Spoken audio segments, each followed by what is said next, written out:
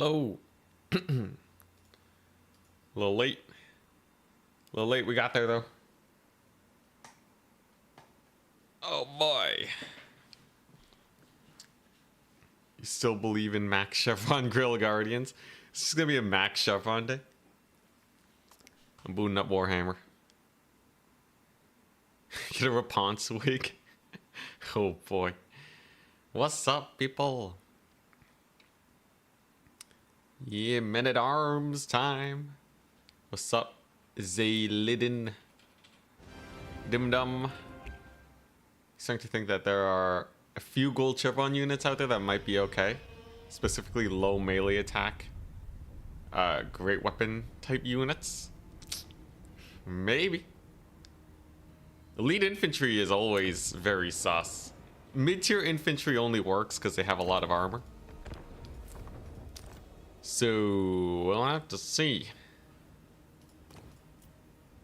This is the strategy, by the way. Rapunzel, plus 10 melee defense, plus 8 melee attack. Gold chevron men-at-arms, plus Grail Relique. Their melee stats will be insane. Along with armor piercing.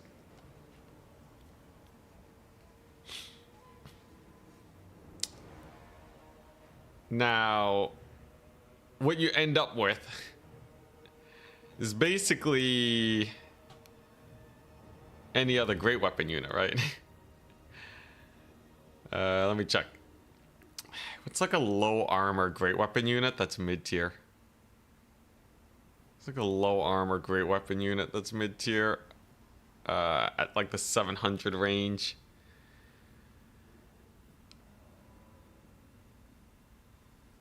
Let's see. It's got to be like what is it, like the Coronate dudes? Corn's got to have something. If you compare it to Bloodletters, melee defense is through the roof. Like the tankiness is way better. They don't have the physical resist. Bloodletters are kind of better across the board. Though they will have less melee attack actually. So it's kind of a toss-up. Oh crap, I gotta start the tournament. I gotta start the tournament. Oh, I didn't even sign up for my own tournament. Ah, crap. Here we go. I've got to sign up for my own tournament. Jeez Louise. Where is it at? Entities Thursday, pick and ban. Whoops it daisies. Ahem. Ahem. Man. Oh boy. Yeah, I gotta check in. I gotta sign up.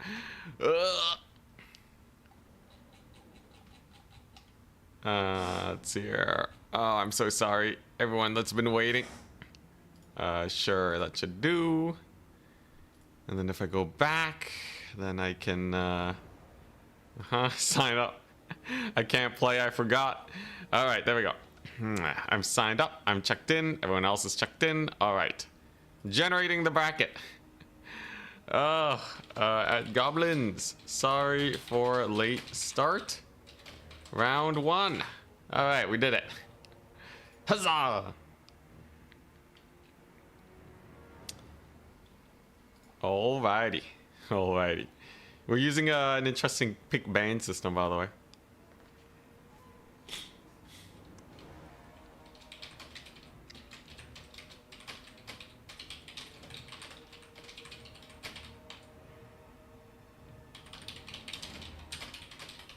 Alright.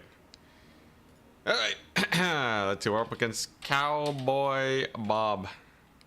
Sick. Hit him up with the yo-yo. Give him the lobby code. So the way this pick ban system works is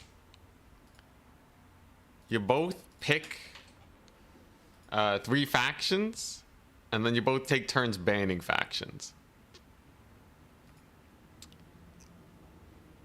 It's trying to be a slightly more efficient pick 3 system, but I don't know if it'll actually be better or not. Just from the title, I could feel the pain and suffering. You can kind of treat, what's it? The Bretonnian, the Men-at-Arm polearms, if you compare them to Nurgle Plague Bearers are way higher DPS, right? But the melee defense is actually worse. And the melee attack is actually way worse. So, oh, but they have 4,000 more HP. And physical resist. Okay, yeah, so you can think about the Men-at-Arm polearms as Plague Bearers with no HP. Easy. Easy peasy. What about Battle Pilgrims? Oh yeah, we'll try out a bunch of stuff. The request specifically was for Men-at-Arm polearms.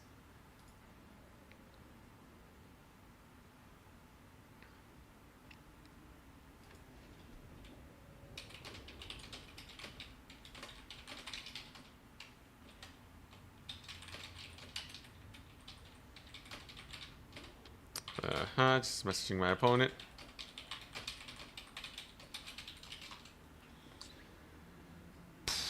Here we go.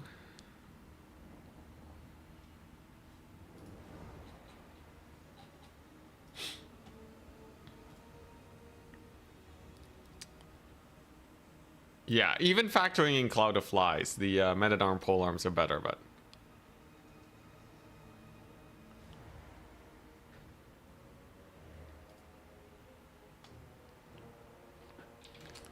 Alright. Now, the way this pick ban system works, I'm not guaranteed to get Bretonnia all the time, just a heads up. But, fingers crossed. There's some other challenges I gotta do too, so I can try them. We have Chaos Dwarf Blunderbusses, Tzeentch War Shrines, Triple Gold Chevron, Men-at-Arm polearms with response. So, let's see here.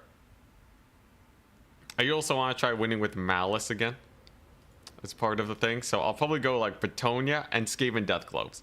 So it'll be like Bretonnia, Dark Elves, and Skaven. And then the other ones, I'll see if I can do a full dedicated day for them, because they are viewer-sponsored requests.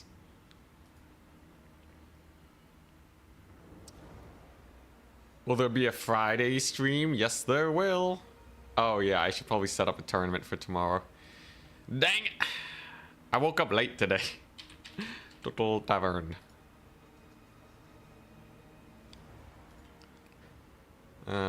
Let's see here. Admin panel. Content manager. Alright. Yeah, there will be a tournament tomorrow.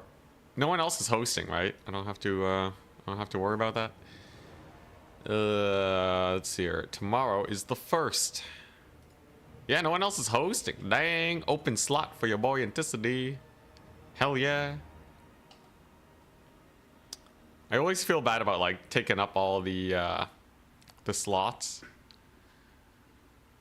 for other people to host tournaments, but they just don't really host them, right? You know? I think hosting one day in advance is fine. All right, so picks and bans. So he goes for Lizardmen. I go for Bretonnia. The next ones is Dark Elves. And then the last one is the glorious Skaven. We go Skaven last, so it's less likely to be counterpicked. And then we each ban 2 of each other's factions. We'll see if this pick ban format is good or not. So I have Skaven Dark Elves Bretonnia as Kislev Warriors of Chaos, the Lizardmen. I think Warriors of Chaos... Oh, what? Why is it showing both snipes? Oh, that's kind of jank. Oh, whoops. Alright. It shouldn't be showing that. Let's ban... Let's ban Lizardmen. Bretonnia versus Kislev.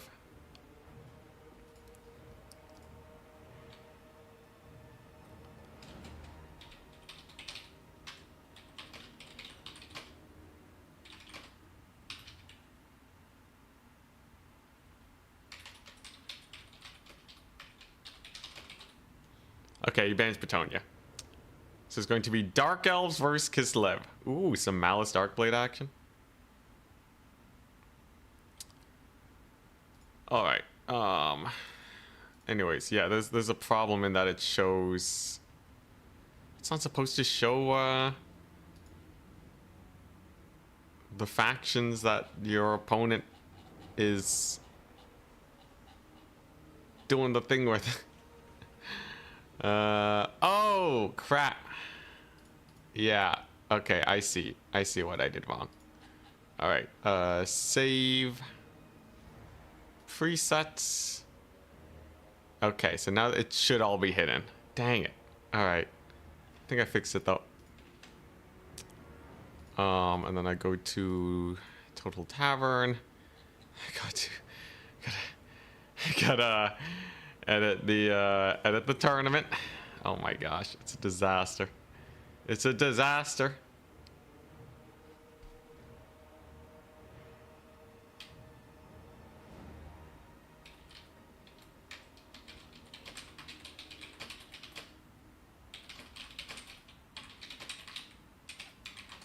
All right, I gotta do some quick tournament editing, and then we can get into our match.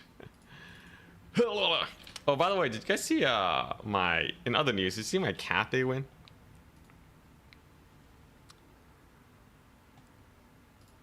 Hey, he says he likes the pick format. Oh, hell yeah. Let's see here.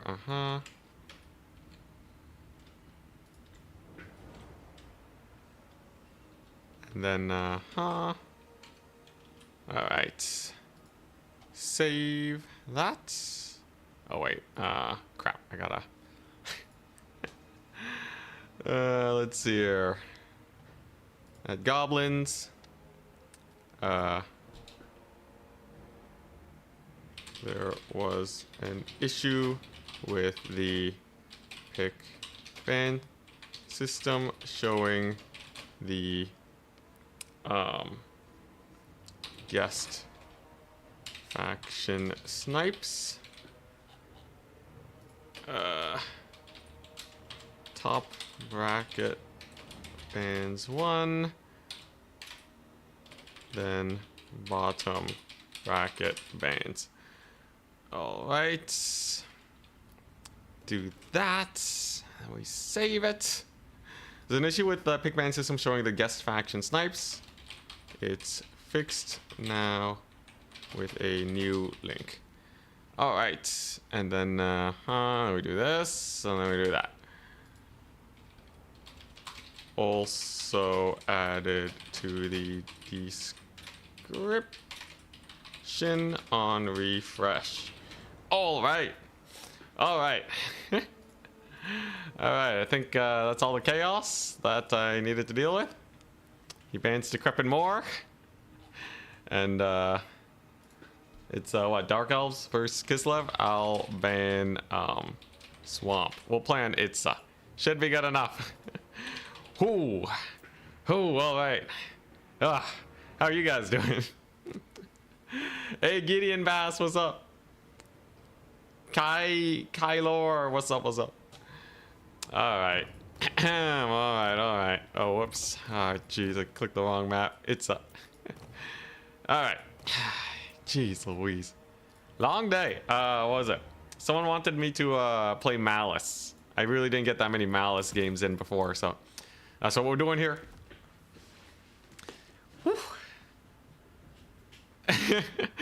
Gold chevron, witch elves, and a blood cauldron. That's actually hilarious. You know what? In the theme of this, I feel like we got to do something like that, right? Yeah. What's the best dark elf unit to gold chevron? Is it worth gold chevroning Corsairs? You can get them 45 melee attack. That's insane. 45 melee attack, dude. They should just cut through all things Kislev, right? And then we get then we get the blood cauldron, the blood rack shrine. Gold chevron Harganeth. Well, okay. The idea of today's stream is chevroning like a mid-tier unit of infantry, right? Max chevron scourge runners, please. Yo, elite corsair sounds hype. 78 leadership, 45 melee attack, and 36 melee defense. So the melee defense will hold up. Bonus versus infantry of 8.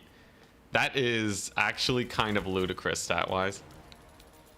And then we obviously get Malice. Doombolt is banned in this tournament. It seems like Turn's really set on not wanting to use Doombolt. So there's not much I can really do if we want this to be good tournament practice. Okay, so did I set this up correctly?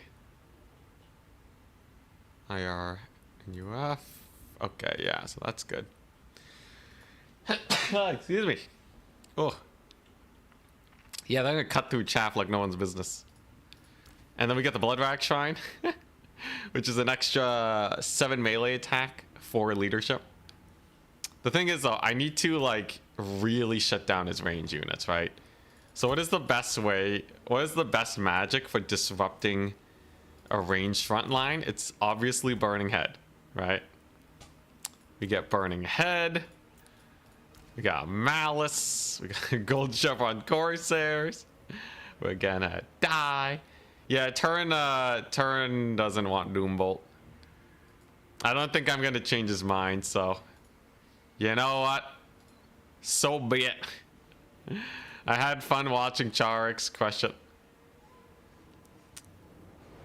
But yeah. I think like it does skew builds to have to deal with it, but I don't think it really skews it in a bad way. Such is life, though. Such is life.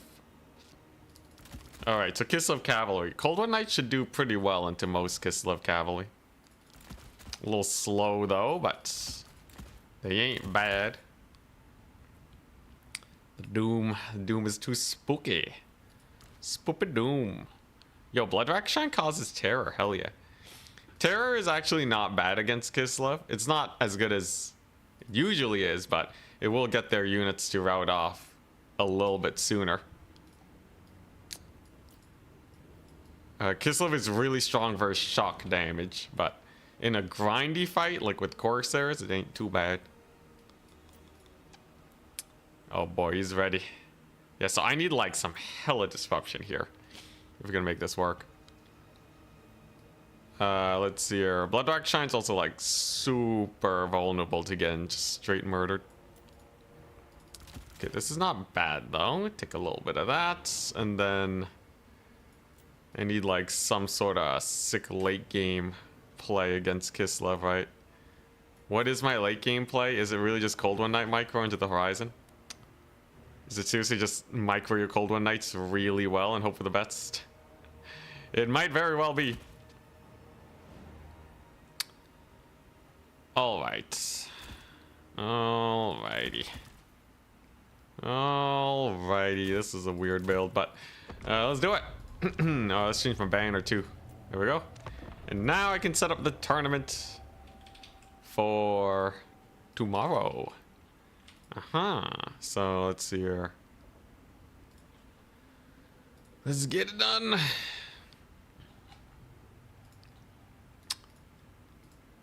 Should be pretty easy to set up while we wait. Oh boy, we're loaded in. Interseas Friday, Swiss pick and ban. I'm sorry I can't read chat more right now. It's just it's the least organized I've been in a while. I really did wake up late today, didn't I? Ugh. It's a nice luxury. It's certainly a nice luxury waking up late. Alright, sick. Behold! So these guys cost like 1,000 gold each, by the way. They are not cheap. But look at those stats. Feast your eyes on these stats. Okay, it's insane. Combine it with the Bloodwrack Shrine. Reduce it. It's +7/+7 effectively, right? Or actually, no, it's basically +14 melee attack. That's kind of insane. So Bloodwrack Shrine is a melee attack boost. We got Malice, and I'm just gonna full rush him essentially. Now he's gonna bring in cavalry, and that's why we have Cold One Night summons. We got Manticore. It's everything I could possibly want. Ready, good luck, have fun. What is this? Today's a max chevroning day. And then this should get the Malice Dark Blade out of my system. Assuming we win. Alright. And as you can see, he's bought some light war sleds. He has some horse archers and a whole lot of chaff, which is exactly what we want to see. Exactly, right? So while my guys push up, we can go ahead and capture some of these flank points. Obviously, the Medusa will be great against everything but the light war sleds. Now we know our boys over here. They should be able to grind and tussle fairly well. We want to get the fight started early. He has some ice storm abilities I gotta worry about. As it stands though, it's not the prettiest situation. He has Death Frost, which is actually totally fine for Malice. Malice is kind of a beast. He's the distraction card effects of the Dark Elves. So he's just gonna get in there while the Medusa plows through. Oh crap, I used the wrong ability. Whatever, it's fine. We're going ham. All right, here we go. So we want to get our burning head down. And then we just want to not stop at all. This is a full rush. This is absolutely a full rush. Malice is distracted greatly. The burning head has plowed through and done lots of damage. And the Medusa is definitely cooking. A little bit of friendly fire, but it's okay. As we now have our cavalry along the flanks to handle the situation. Now he's trying to pull through here to yeah, he's trying to pull through my infantry to catch my guys out. Those are winged lancers. We don't like them. As you can see, the coursers are already cutting their way through fairly effectively. The coursers don't rout either. They're very good for that. The Corsairs are doing okay, especially in the middle line. The middle line, things are going great. I will say, Jesus, cavalry just literally does not care. They just keep chasing. I'm gonna need some Cold Wind Knights because he's really fielding a lot of elite cavalry. At least Malice looks like he's doing pretty well. There you go. Not bad so far, though. Value trading says it's going atrociously for me, which is not very good. It seems like it's not going that bad, but apparently it's going terribly. If Malice can kill off their lord, though, it's definitely a big plus. I'm really worried about my left flank, though, as many of my forces are indeed falling. Should be okay burning head. It's literally just there to rout them off. There we go. Pretty good damage.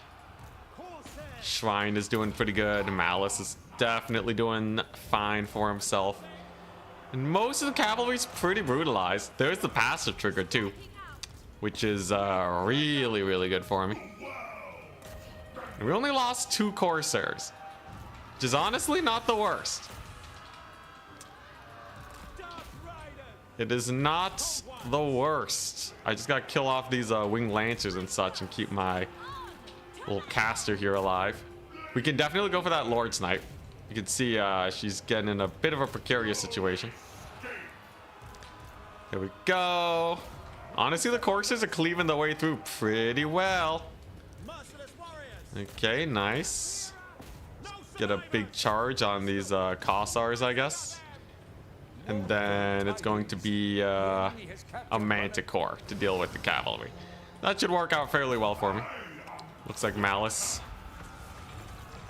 He's doing all right. The early transformation was kind of a flub, but not the end of the world. Though he is recapturing a lot of points. It seems like my Cold Wind Knights are doing fairly good for themselves. There you go. Malice is on the hunt. Gets a pretty nice hit. She's on a bear. She's not very fast. So Blood Shrine is not doing that much, sadly. But overall, not the end of the world, actually. Truly not the end of the world. Let's see here. Yeah, Manticore is doing okay. Malice is probably going to kill this lady. He's a hunter, man. He's a hunter. There's that little aura spirit leech thingy. Go get him, Malice. Beat him up. Then we get the witch elves. Then we get the janky witch elves. And she routes. Let's go. Which direction is she routing in? I need some cavalry to chase her off. What if she rallies, you know? Nah, she's probably not gonna rally. Looks like we catch the war sleds too. It seems like we're probably going to win this, actually. Against all odds. There's the Lord Escort. Oh my gosh, Malice. What a Chad. Dude, the Corsairs rallying too because of their ludicrous leadership with the passive. All right, nice. Very nice. All right, so there's a snow leopard there. That's not a big issue. The sleds are dead. The witch elves are absolutely cooking. And the Lord just fell. Which means that leadership is now... What the... Alright, well, apparently they didn't get the Lord loss penalty. Oh, was she not the Lord? No, she just took forever to die. Alright, well, I don't know exactly what happened there, but I'll take it. In the meantime, Malice Darkblade is chilling. We get a sick rear charge over here as the Manticore continues to cook. Malice can heal in 20 seconds. So we shouldn't have to worry too much. Very nice. Oh crap, my cold one night. All right, come on, Malice. Come on, I need you to live. I need you to live. Aw, yeah. Never worried for a second. Look at those witch elves, they're cooking. And then I can even resummon my caster because I have magic again. There you go. Malice with his little explosion. He's doing fine. Those are winged lancers. The charge should still be a little painful for them. I don't have that much armor piercing. I should probably try getting the Manticore there, I guess. Malice is probably gonna die, by the way. Something to consider. But as long as we get our cavalry in, I think we'll be okay. Yeah, Malice is gonna die soon. That is slightly problematic. Ever so slightly problematic. What are those? Those are just normal Kossar spears. It's not a big deal. Dang, this game's actually getting pretty close, ain't it?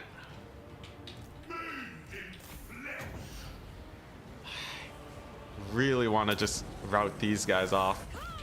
Come on, Malice. He's doing his best. I'm gonna need another burning head for those Kossars, otherwise we'll just kill my witch elves. We don't want that. There you go. And he times out. Malice does take a lot of damage just by existing, but I can actually resummon them at full HP, and then that'll be my single entity power. Unfortunately, for the time being, my leadership sucks. However, both sides are extremely ragged right now. I got my burning head. He's probably gonna resummon his lord soon, though. Okay, there we go. Most of the lord loss penalty has worn off. That's good. Should be pretty decent charge. Remember, these witch elves will like uptrade into basically everything, right? Those are just dervishes, not a big deal. There we go. So that should be a very brutal burning head, which means I can move in with the witch elves again. And then I can get another cold one night, and then with a little bit of hardened micro, I should be okay. Losing that witch elf though is bad. A very close match indeed. Kossar spears are getting a little bullied. Come on, witch elf, save her. And of course, we're gonna have to worry about potential victory ticket issues, right? But his forces are rather spread out. I think we'll be okay. The witch elves here especially will cook hard. You can see they're already massacring that little cat over there. He still hasn't resummoned his lord either. Very nice for us. And I think if I just keep spamming out cavalry, we should be okay, right? Yeah, I think we can probably pull through just with sheer weight of cavalry. And burning head shenanigans. Alright. Should be able to get pretty nice burning head over there. Route off all those fools. Oh crap, I botched the charge. I botched the charge. He's summoning in more dervishes on the flank. Pretty spooky. I do have the middle though, so we do have some time.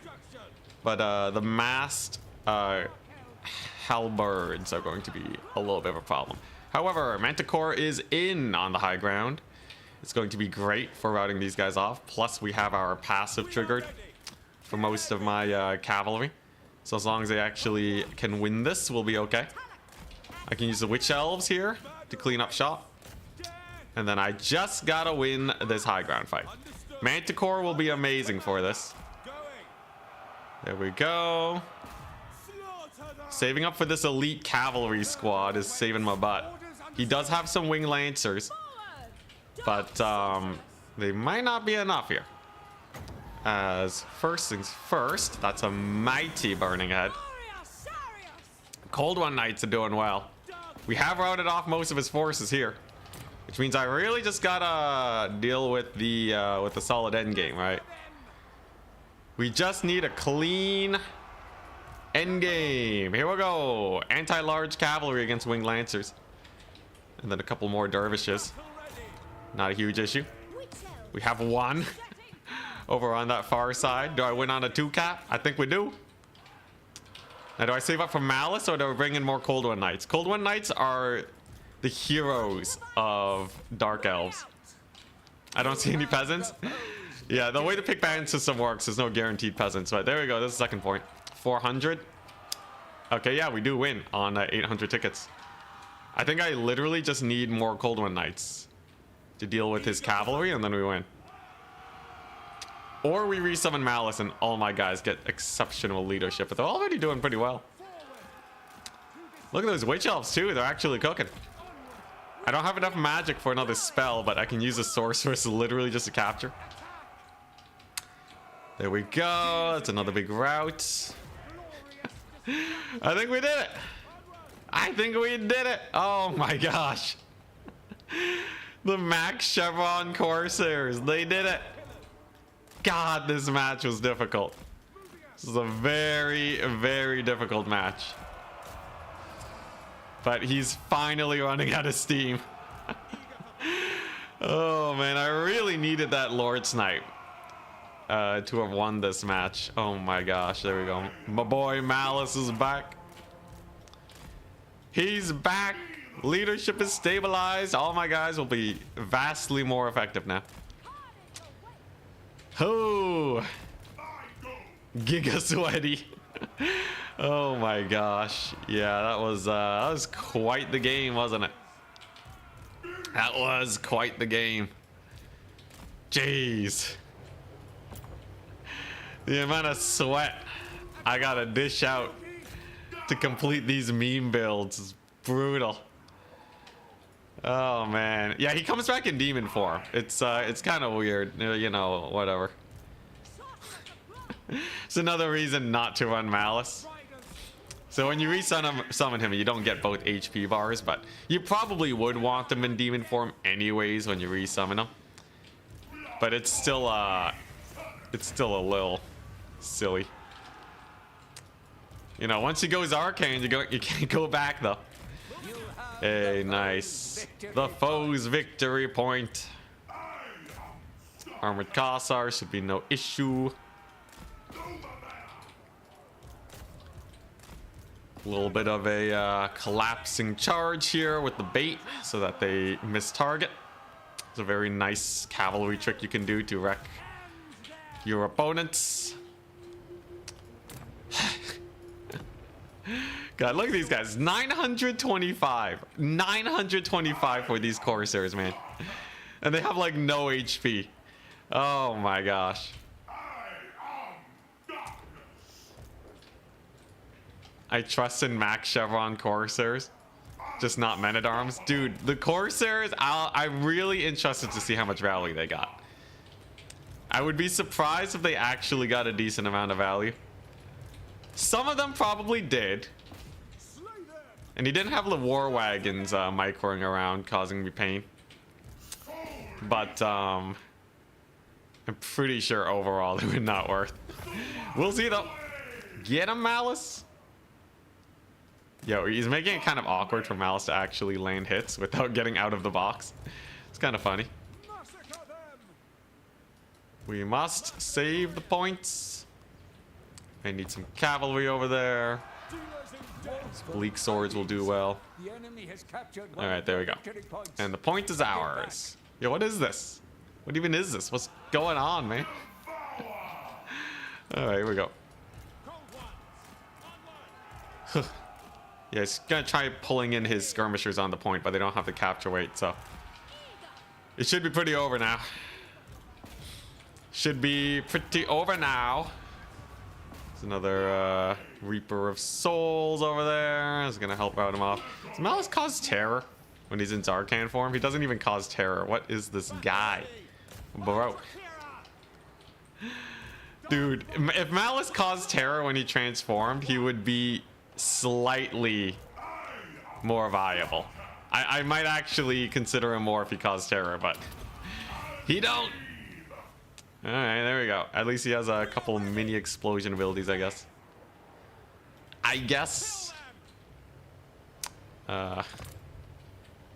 Witch elves. Dude, that one witch elf unit probably did way more than the Corsairs. That's my theory. As soon as their passive wears off, these guys shouldn't be able to stick around and steal the point. Though we did actually get that point. Dude, if my opponent wins this, we win on a single point though. So I think we're fine. As long as I hunker down here, we're okay. There we go. You know, Witch Elf should probably play for the middle. If I recapture that flank, we'll be okay, but it's going to be a slow burn. Dude, this game actually got relatively close towards the end there. I'm not going to lie, it actually got pretty close. But we win. All right. Nice. Nice. All right, let's take a look at those gold chevron Corsairs. 500, 981, 1,200, 780, 255. Yeah, so like if he had the damage to dish out, they would just die horribly. The Blood Rack Shrine did not do anything. Sorcerer is great. Malice is okay. Dang, he almost had me. That's insane. Oh, Cowboy Bob, you're in chat. What's up? Oh, dang, man. Yeah, that was crazy.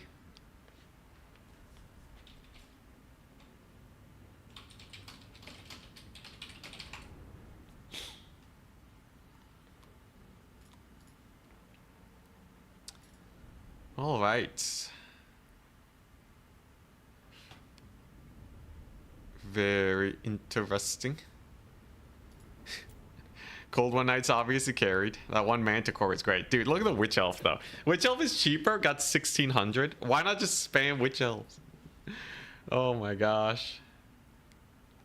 Alright, well, I think that's a good enough Malice game where I think we've shown that Malice can indeed cook.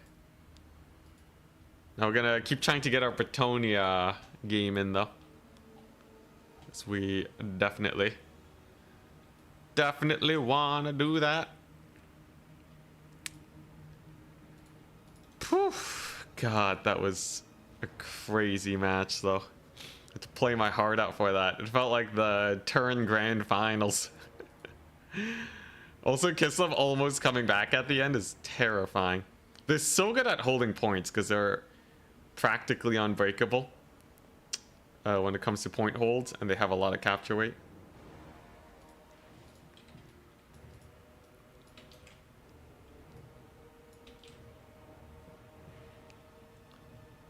Alrighty.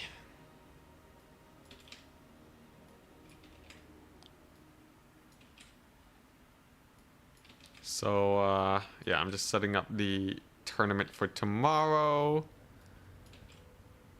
And then we should be good. All right.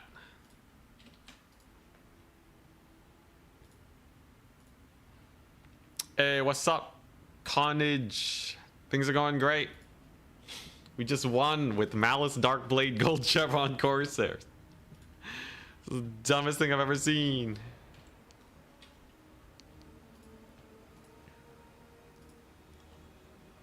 Alright. Alright, I gotta do some adminning. So next round should be starting soon, but I have a few admin things I gotta do. So I gotta go here. We go to bracket.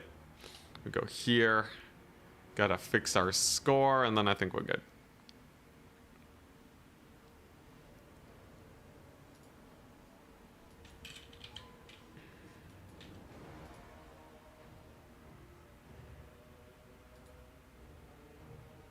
We gotta give a Swiss point. There we go, and then I refresh, and then everything should be good. Unless my opponent points are still janky. It ain't dumb if it works. It's dumb if it don't work very well. Which it did not. Thank you very much. Okay, yeah, so Cowboy Bob and myself, I gotta adjust our Swiss points, and then I can get the next round started. Huh. So I need 1 Swiss point, and they need to be at 0. All right. And then if I refresh, one more time. All right, everything's looking good. Advancing the Swiss. Goblins. Round 2. All right. It's time, baby. We're up against Caradoc. Nice. Caradoc. Hopefully people don't just ban my Petonia 24/7. The only way I can make them not ban Petonia is if I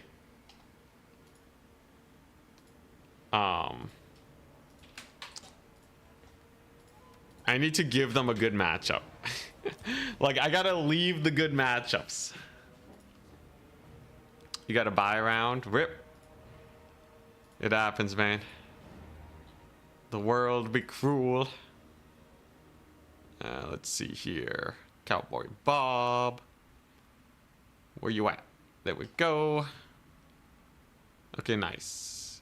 Yeah, so you get 1 Swiss point for getting the buy round. Anyways, we're waiting for our opponent.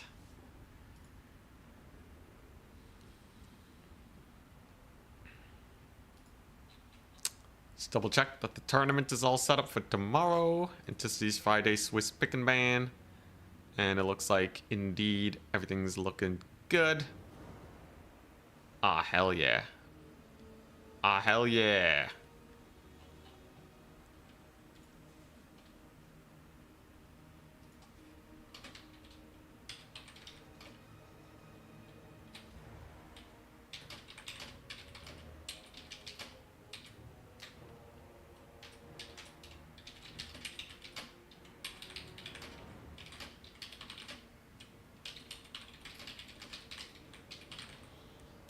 Alright.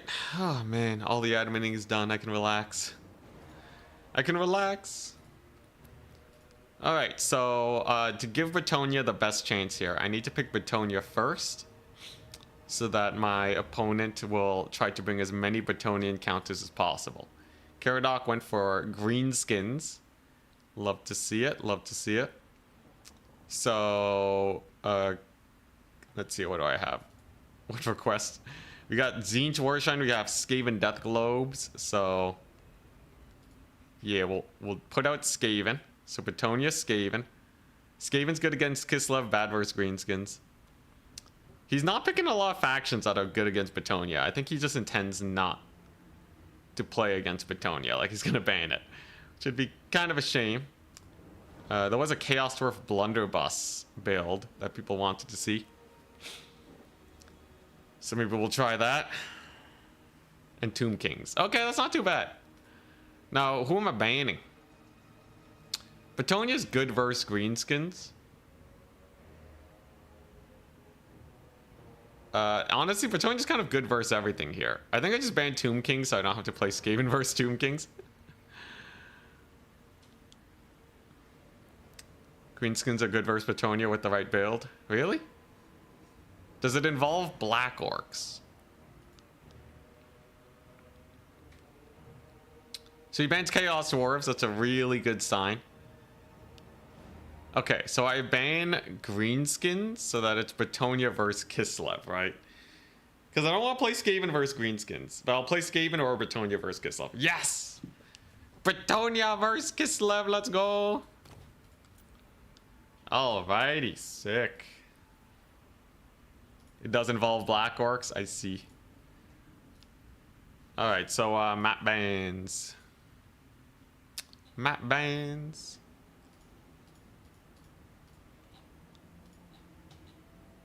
I'm going to go for the let's see, who's top bracket? He's top bracket.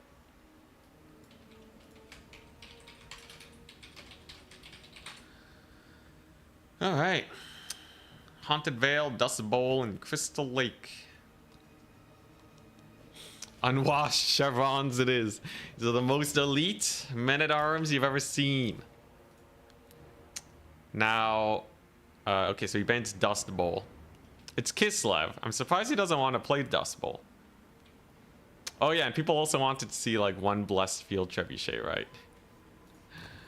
Let's see here. I think Haunted Vale is not a bad one. Yeah, let's play Vale. Alright, so how are we gonna do this? So Raponce is great. Kislev has many a tool. They have Little Grom. Just a big old pain in the butt. Okay, yeah, how do I kill Little Grom? I guess I could just ignore Little Grom. What about that strategy? Have you guys considered? Have you guys even thought with your minds about just ignoring Little Grom?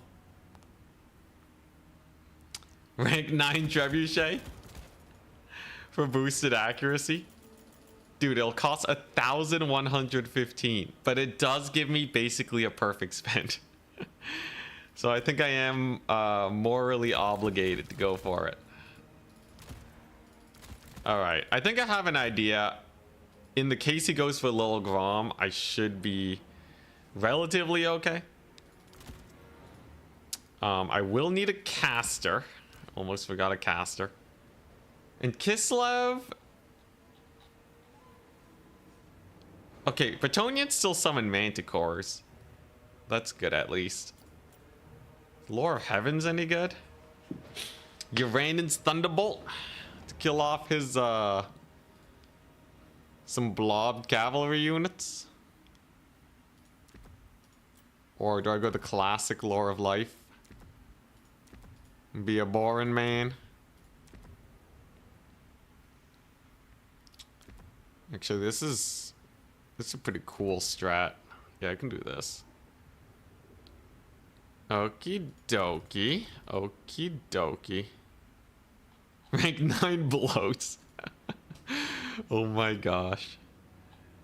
I'm trying to think of the only benefit they get from being rank 9 is when they get a melee hit off on their charge before exploding, they will have a slightly higher chance to hit. I think that's about it though. Okay, so dervishes are a problem.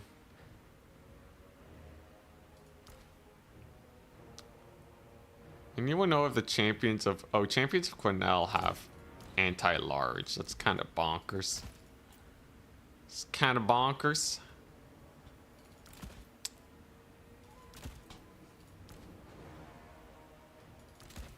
Okay. I think so long as I play this one out smartly,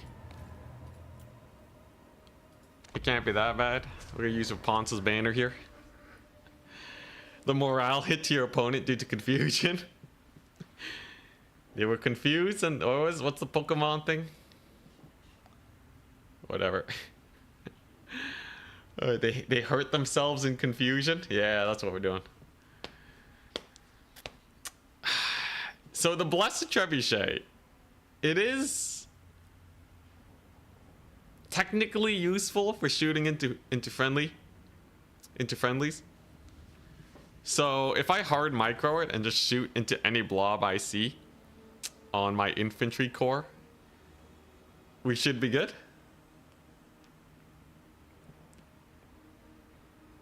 Fake Pokemon fan. What did I even watch growing up? I didn't watch that much Pokemon, weirdly enough. Wind Blast can disrupt Kislev infantry. Yep. Bretonian archers should be able to crush face against Kislev ranged. Bretonian archers are just insanely long range shooters. The downside with them is if they ever do take damage, they're just gone. But Kislev doesn't have Burning Head, so they should stick around. Bloat should do more damage with chevrons. How would you even chevron it in campaign though? You just have to auto resolve for it. You gotta leave it in your army long enough for it to get experience. Chain lightning got buffed. Ah yes, the glorious chain lightning. I almost want to take chain lightning, but I think I have a better plan. A better plan.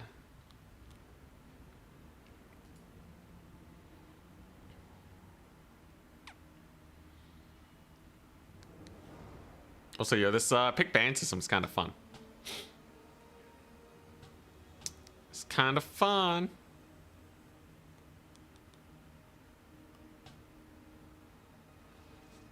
I do think, though, it is a little like, yeah, it does fall apart if you really start to metagame it.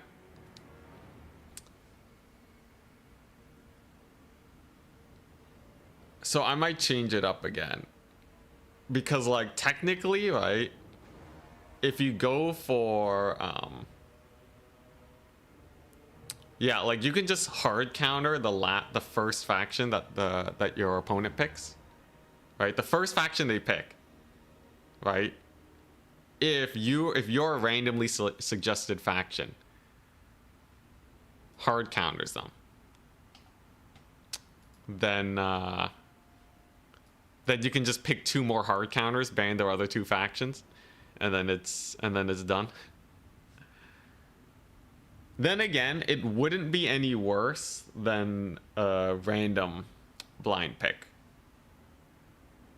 But there is a chance to just get horribly screwed with this system. Maybe I'll do like 2 blind picks before it gets revealed.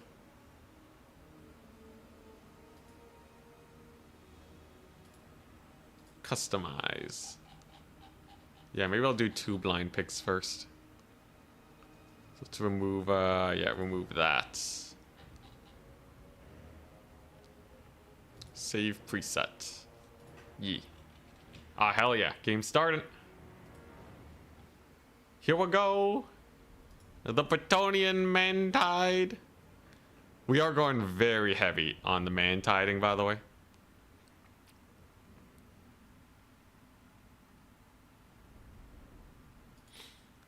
We are going to be going very heavy on the Mantide. Because I don't really have an answer to Little Grom. Yeah, I don't really have an answer to Little Grom, so to make sure that we don't just get screwed, you need the only answer we can realistically go for is just trying to avoid getting shot up into oblivion.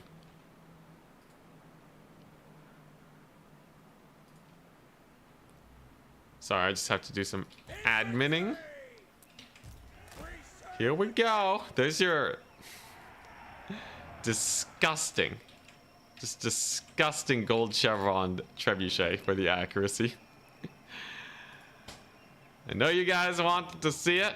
There it is.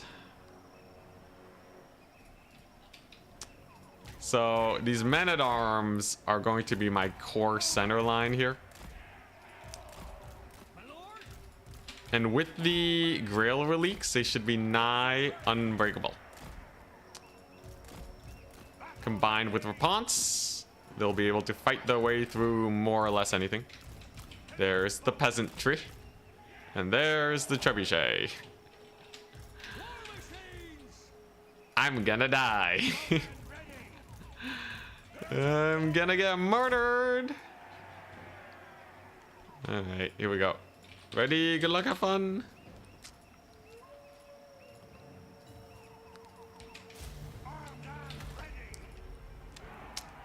Nice. No little Grom. That's a big plus. Ice Witch, Ice Sheet, Ice Maiden's Kiss. Okay. Alright. So the Trebuchet's good here. Trebuchet can hide behind the trees, but I want to control a little bit more space with it, especially because it doesn't have too much. He has a rather large amount of infantry, which kind of tells me that I can afford to go a little bit heavier on the infantry. He's the one that's going to have to push into me, though, so. Should be pretty difficult for him. Ammunition on the peasants is kind of wasted because of dodging. Get a little bit of poke damage back. Very nice. We can push up aggressively with the peasants. Do I need cavalry? Like, what is he summoning, right? In theory, I think my front line, it does win this. Okay, yeah, so he does bring in the Lil Grom. Okay. I see, I see. So how do we want to deal with Lil Grom then? Can she even fight Rapunzel? Ice Sheet gets a little bit of damage on my guys. Not too much, actually. Okay, I'm just going to have to back up from Lil Grom. We're just going to run. We're just going to run. Lil Grom, at the very least, is actually a pretty good sign for me. Now, in this case, Lil Grom's actually as expensive as my trebuchets, which sucks. But, yeah, we'll see, we'll see. If the Gorilla Elite gets close to Rapunzel, she should actually be able to fight the Ice Witch, maybe. Seems like she's doing not the worst. At this point, she should probably... Oh, no. Ice Witch kind of turning. Hey, yo, Rapunzel. Yeah, beat him up. Yo, Rapunzel's such a good fighter. She only has 40 melee attack. I guess the Ice Witch is a bad fighter. Now I can't really tell. But anyways, our Trebuchet is fleeing for the trees. It successfully baited him into, I guess, summoning in Lil Grom, which can't really control a lot of space. And I can also bring in the Green Knight now. Green Knight's important. Because he's a fighter. He can grind. These archers should not be a big issue. A couple horse archers means that his frontline push is way weaker. Actually kind of whiffs that spell too. Doesn't have the best of ranges. And now the Green Knight can get working. Although Lil Grom is chunking away my infantry fairly well. Holy blessed trebuchet. Yeah, that actually was not bad versus the Kossar Spears, I must say. Hopefully I can keep trading with his lord over there. Because I do have a healer in reserve that he is unawares of. So potentially we can beat her up. Lil Grom's gonna have to evac too because of the Green Knight, and he's gonna summon in some War Bear Riders. Okay, that means it's time for me to call in my own cavalry. So far, front line is fairly safe. We are continuing to bully our opponents. Gonna need to get some archer fire on his Kossars that he's pushing up with. Thankfully, these archers are quite mighty. Rapunzel should be able to fight here. And here comes a little bit of a cavalry flank. Overall, it's not a big issue, though. He's really starting to push up now. Maybe even too aggressively. So this is where we counter push and hold our ground with my boys. He's getting a lot of focus fire on that one man-at-arm pole arm, but at least their leadership is holding. That's all that really matters to me. Here comes the peasant tide. Dude, he's just shooting them up. Oh man, it's so painful. Hey, at least Rapunzel's doing all right. We got our battle pilgrims in here too. And ooh, nasty hit on my cavalry. But it's not the end of the world. I have my caster in here now. Got a Grail Reliques. What I mostly gotta do is focus on the push because he really hasn't been summoning in that much cavalry here. Those are winged lancers. We'll pull away with our knights. Ponce is doing a pretty decent job just kind of dueling his lord here. And here comes the pole arms. So they'll be very important for this situation.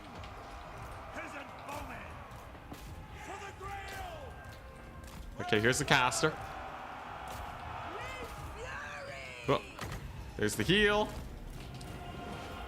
Very nice. I will say it's not the prettiest fight I've ever had. His lord is certainly taking damage, but a lot of my archers are now getting compromised, which is not especially pretty. We did lose our cavalry. And my men-at-arms doing okay for themselves. I'll give them a big, they're doing okay for themselves. But Ponce too is faring decently well against his lord. I think a lord snipe is going to be one of my big outs here. But my front line is certainly having a hard time. His back line, however, is also taking a lot of damage. The trebuchet is legitimately getting a lot of work done here. But yeah, what I really need are pole arms to support my forces here, right? A lot of my guys are just not very well supported. Now, his lord is certainly getting low. Rapunzel is going to get surrounded by warbear riders, but the green knight can definitely give her a run for her money. Don't count him out. Unfortunately, my trebuchet crew's routed. But green knight's on the job. Come on, beat her up, green knight. This one's on you. Hey, pole arms are actually grinding fairly well. Value trading, though, is now in his favor, though. And that's going to be a little sus. Now, green knight does not give up. He's hunting her down. Ponce doing her best against the warbear riders. Green knight can't really tussle there against that cavalry. I don't even know if these pole arms will rally. That's kind of sus. Oh, he actually leaves the green knight alone. Surprising. Okay. Well, I'll take that. Very nice. Dang, Rapunzel's kind of getting ground up, though. Rapunzel's kind of getting ground up. I'm not a big fan of that. Come on, Rapunzel. Fight him. Beat him up. Green knight's doing okay. I'm going to need some cavalry. What a spread out formation we have. Dude, oh my gosh, you just rout. Dude, these pole arms sucked into Kislev. Oh my god, they just got shot to pieces. Oh my goodness. All right, well, they were very disappointing. The no armor is really bad, it turns out. Okay, green knight in the trees at least is doing okay. But Ponce is gonna die though if I'm not careful here. She's going to need an overcast regrowth to keep her alive. At least the green knight's beating up some dervishes. And we do have a unit of extremely elite cavalry in here. Again, work done. Minor issue. I have like no units left. Except for these foot squires, who could potentially get a lot of work done. Don't count out the foot squires. But yeah, we're going to need to kill off these winged lancers if we want to get anywhere, right? So first things first, we'll desummon the Treb. Rapunzel is getting healed, but she does rout. Sad times. And what we're seeing, some horse archers, not the biggest deal in the world. Triple capped. My questing knights are getting shot into oblivion. Yeah, this is a bad situation, ain't it? I do have another cavalry unit though. Cavalry cleanups are real and not to be underestimated. Dang, his lord's really healing up from that patriarch though. That's gonna be a mild issue. At least the questing knights can cook. Gotta start desummoning for any scraps I can manage. Oh man, he just keeps shooting my poor infantry, man. Oh my god, my infantry's getting massacred. Dude, where does Lord go? She's over there? Okay. Well, Green Knight should be able to win there. Foot Squires is slow. They're certainly slow, but they will get there eventually. Ah, crap, I got my cav caught up. Alright, here we go. Rapunzel will be saved by the Green Knight. Dang it. Spoke a little too soon. Okay, I need archers, literally just to support this fight. Caster's here at least, and we might be able to beat up his lord. With Warbear Rider support, though, it's going to be a little sus. Maybe she'll try fleeing to these guys, though. I'm really running out of time, however. We just have to recapture, like, at least one of these points. Which means I need the peasant tide, right? It's literally the worst matchup to try the polearms with the possible exception of wood elves. Official request to try against a chaos faction. Yeah. Yeah, Kislev ended up being a real roughie. Way too much ranged. Despite that, the trading's actually not atrocious, but yeah, she's at too much HP now. Dang it. Resummon the polearm desperately. He's not gonna make it though. Honestly, if you look at the battlefield, it was actually not the end of the world in terms of how the fight was going. Losing Rapunzel was rough. Having no terror or anything to beat his backline was very tough. Gee, well played. Dang. Thank you very much for the donation though, Kaiser. Green Knight could not save her. Now, Trebuchet was okay. Trebuchet was okay. You got a lot of value with this little Grom. Like, Trebuchet technically did about as well as little Grom for the same price. Let's see here. Green Knight got 1900. My questing Knights just got wrecked though, right? They just got absolutely wrecked.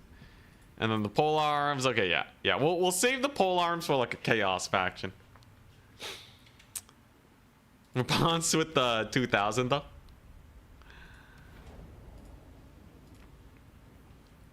Dang. All right. Well, we won one. We lost one. I think it could almost. It's like almost there. This could really work against a chaos faction. You need to deal with like no range units though.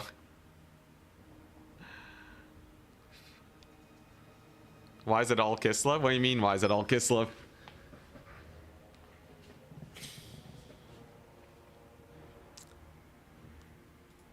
Yeah. I was thinking like maybe he would try a big cavalry backline dive to beat my archers. But he had the way superior archer frontline. I would have needed to have a lot more peasant bowmen defended by the men-at-arm polearms. We'll figure it out though. Usually it needs a little bit of time in the oven.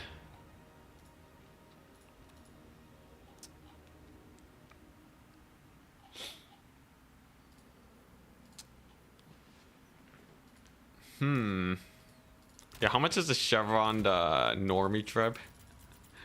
861, jeez. Yeah, blessed trebuchets, they don't friendly fire. No friendly fire. It doesn't say here, but it says up here. The one time the tooltip is useful. But yeah, what I really needed was more peasant bowmen to force his units forward.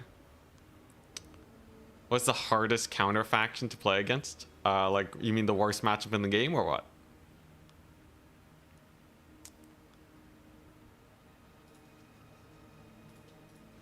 You know, it would have been really funny.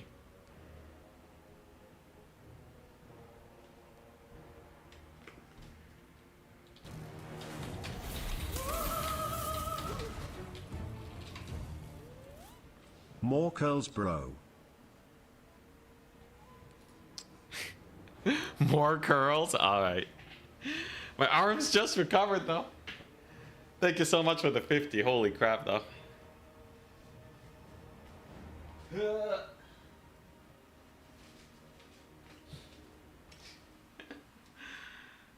I guess we'll do that while we wait.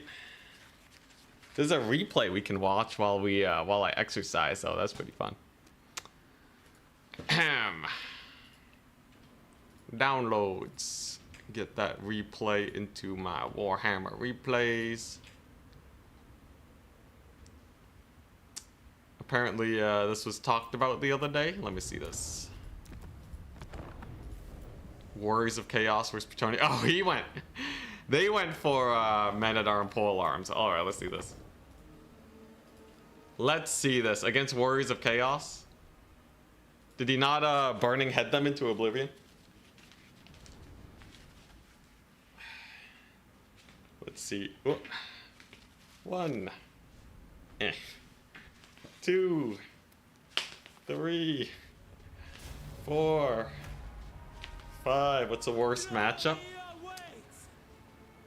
Yo, does he not have burning head? Shouldn't he have like burning head? He didn't bring burning head. Yet he brought Kindle Flame, bro. Of course the build worked. He didn't have burning head. Oh my gosh. Oops. Woeful tidings. Yeah, I feel like burning head would just annihilate, right? Just imagine a burning head on this. 2, 3, 4. Oh, 5. Yo, I will say though, if they literally do not get countered, they will do well.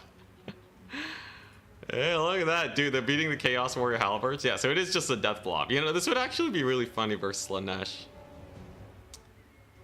This would be hilarious versus Slanesh, I'll give you that. Oh my god, dude, a burning head would be so much damage. Holy crap. Who brings no burning head but Kindle Flame against Betonia? That's insane. Okay, Martin and Lurkatarov are still playing. Interesting.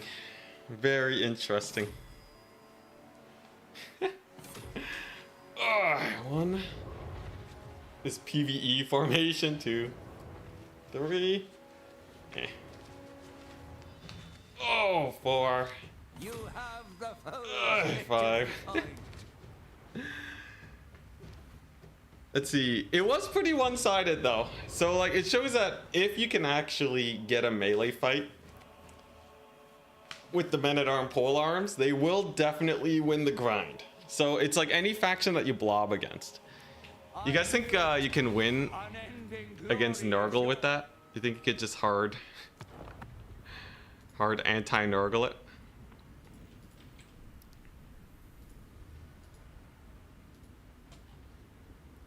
7 or 8 chevrons instead of 9. It's not gonna make a big difference. Whoa, bro. It wasn't even the Men-at-Arms getting the value. That's so sad. Yo, are you guys seeing this? Okay, I guess they weren't chevron though, right? They weren't chevron.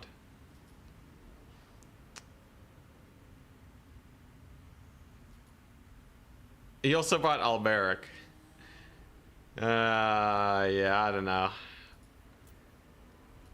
It was more so the foot squires that were actually dealing damage and the rear charges with the yeah, the Hippogriff Knights. If anything, this just shows that Hippogriff Knights are amazing, but I'll still try it out. I would love to try out a max chevron against Slanesh. That would be amazing. That would be pretty sick.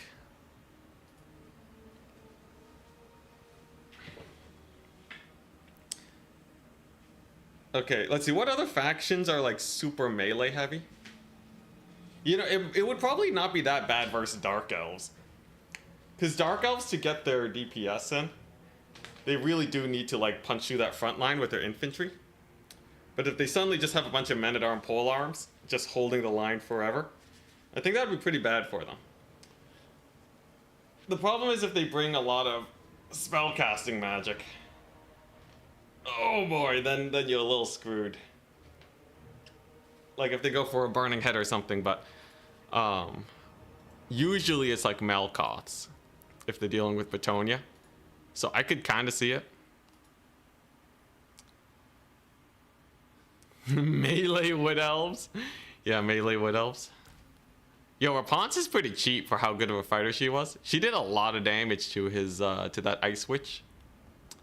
I think it's her crazy melee defense that makes Rapunzel kind of insane. Oh. 2. Thank you for reminding me to exercise.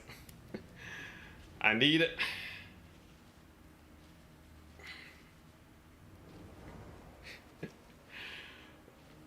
Oh. The bad part about resistance bands though is that I don't really know how much weight I'm actually curling. Longbeards without armor or shields. We'll see though, we'll see. I'll see if I can force, you know, actually I should have played versus greenskins then, right? I should have played Batonia versus greenskins. I feel like that would have been much better.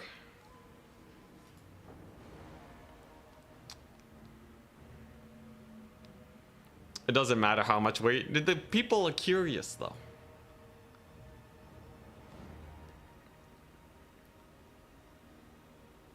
What you really needed was dude, a hell cannon. You could get a hell cannon for that Treb.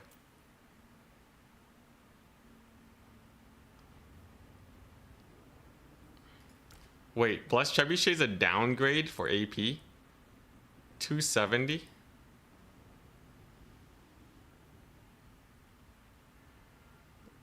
Wait, but it does more AP damage. What do you mean? It has more base missile damage because it's a magic rock, right? So the magic is not as AP, but the rock is still hitting harder. It's, yeah, unless it's the explosive damage you're talking about. Armor piercing explosive. Base explosive 50-70. This is... Oh, yeah, it doesn't have explosive damage. Huh. Interesting. Yo, that's pretty crappy. Yeah, that's pretty garbage. That's pretty doo-doo. All right, nice. Advance the Swiss. At Goblins. Round 3. Made a slight tweak to the pick a ban. So the first 2 picks are blind together. All right. Best way to game the system. All right. So let's see here. Over against Martin. Ah, hell yeah. Martinus. All right, let's give it a shot. Create new draft.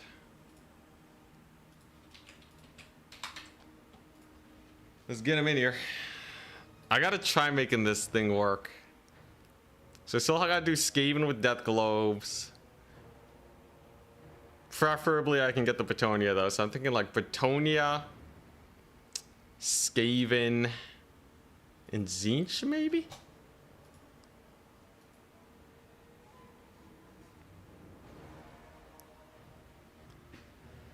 Huh.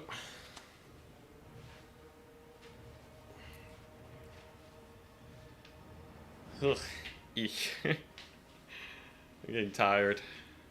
Kathy with no birds? Dude, Dark Age Rush, it sounds horrendous. The only way I've ever been able to win with Kathy is to not go infantry. Oh. Dude, Kathy infantry sucks. It sucks, man. Also, before I discovered birds, I did win with Kathy, right? Okay, my arm's getting pooped. I'll do more curls with the lighter weight while we wait.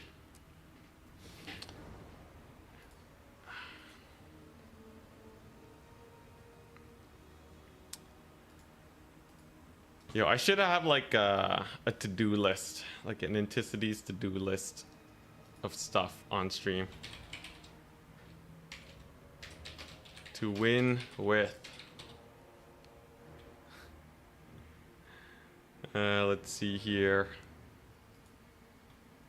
That way we can formalize this process a little bit better.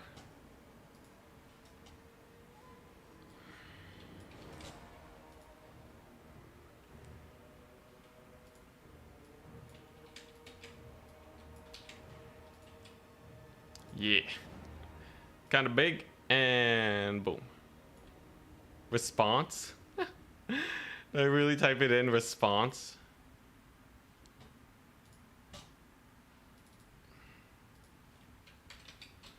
To win with. Alright. Réponse. Alright. We'll put that there. We put it up here. I'll figure it out. First things first, though. My second faction. So we're gonna go Bretonia and Skaven.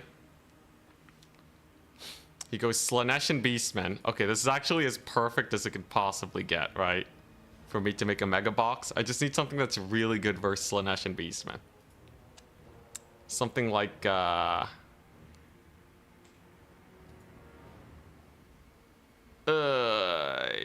what should I do? Tzeentch? Tzeentch shenanigans? He'll probably ban Tzeentch, right? So Tzeentch is a good idea.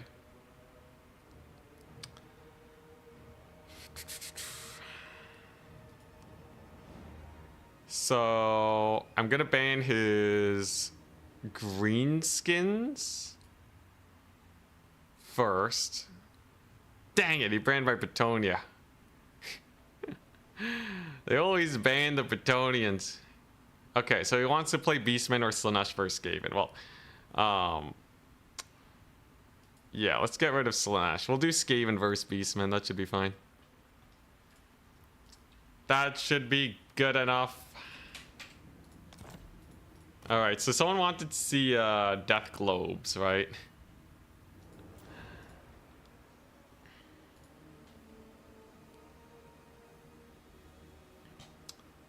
Yeah, someone wanted to see Skaven Death Globes.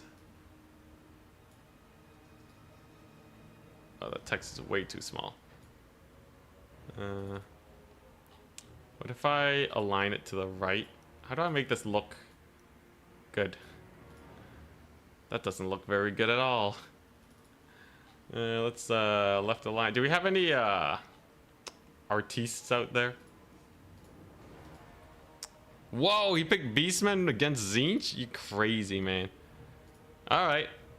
I'm down. I really thought he was gonna go for the Skaven shenanigan, but that means I can actually use that Tzeentch War Shrine. If we can win with it. If we can win with it.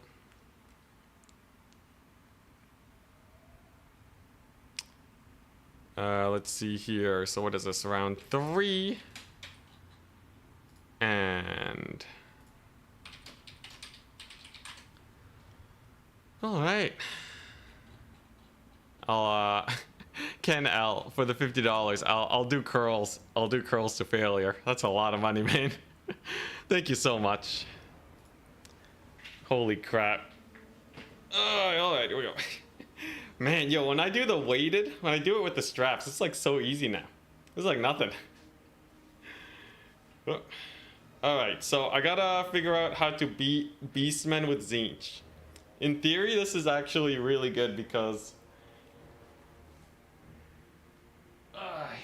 Beastmen have kind of been getting a lot of nerfs and Tzeentch has been getting a lot of buffs. The strategy that was suggested to me was an infinite magic build, where you basically use the gates of Tzeentch on 2 cultists.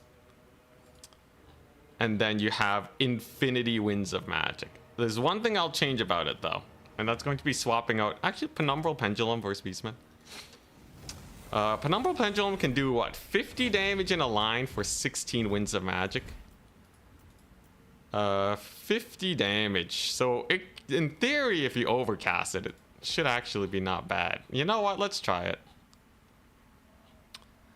Turn the whole army into Zongors. Let's see here. Let's play Dunes. All right. All right.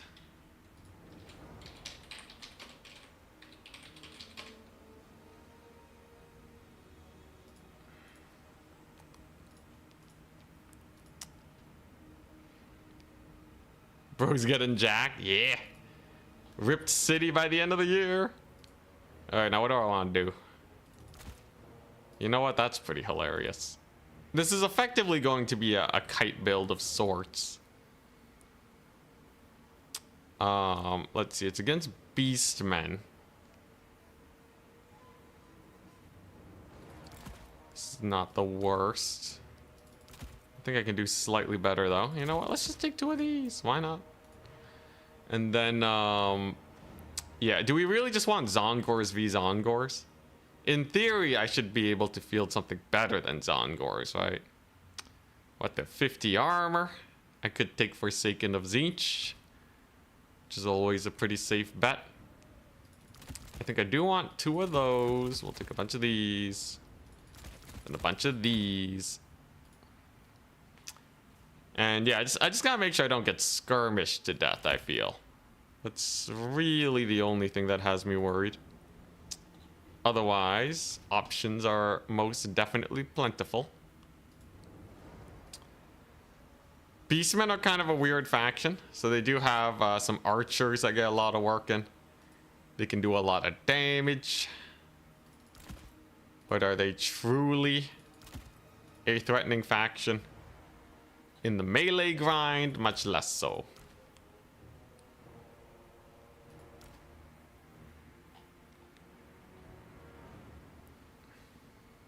They can definitely capture points really quickly though, which I'll have to be wary of. Let's see how this works. Take Zongors with 1 Chevron. So they beat the enemy Zongors. Yo, sick play. Alright, here we go. Behold, the might of Tzeentch.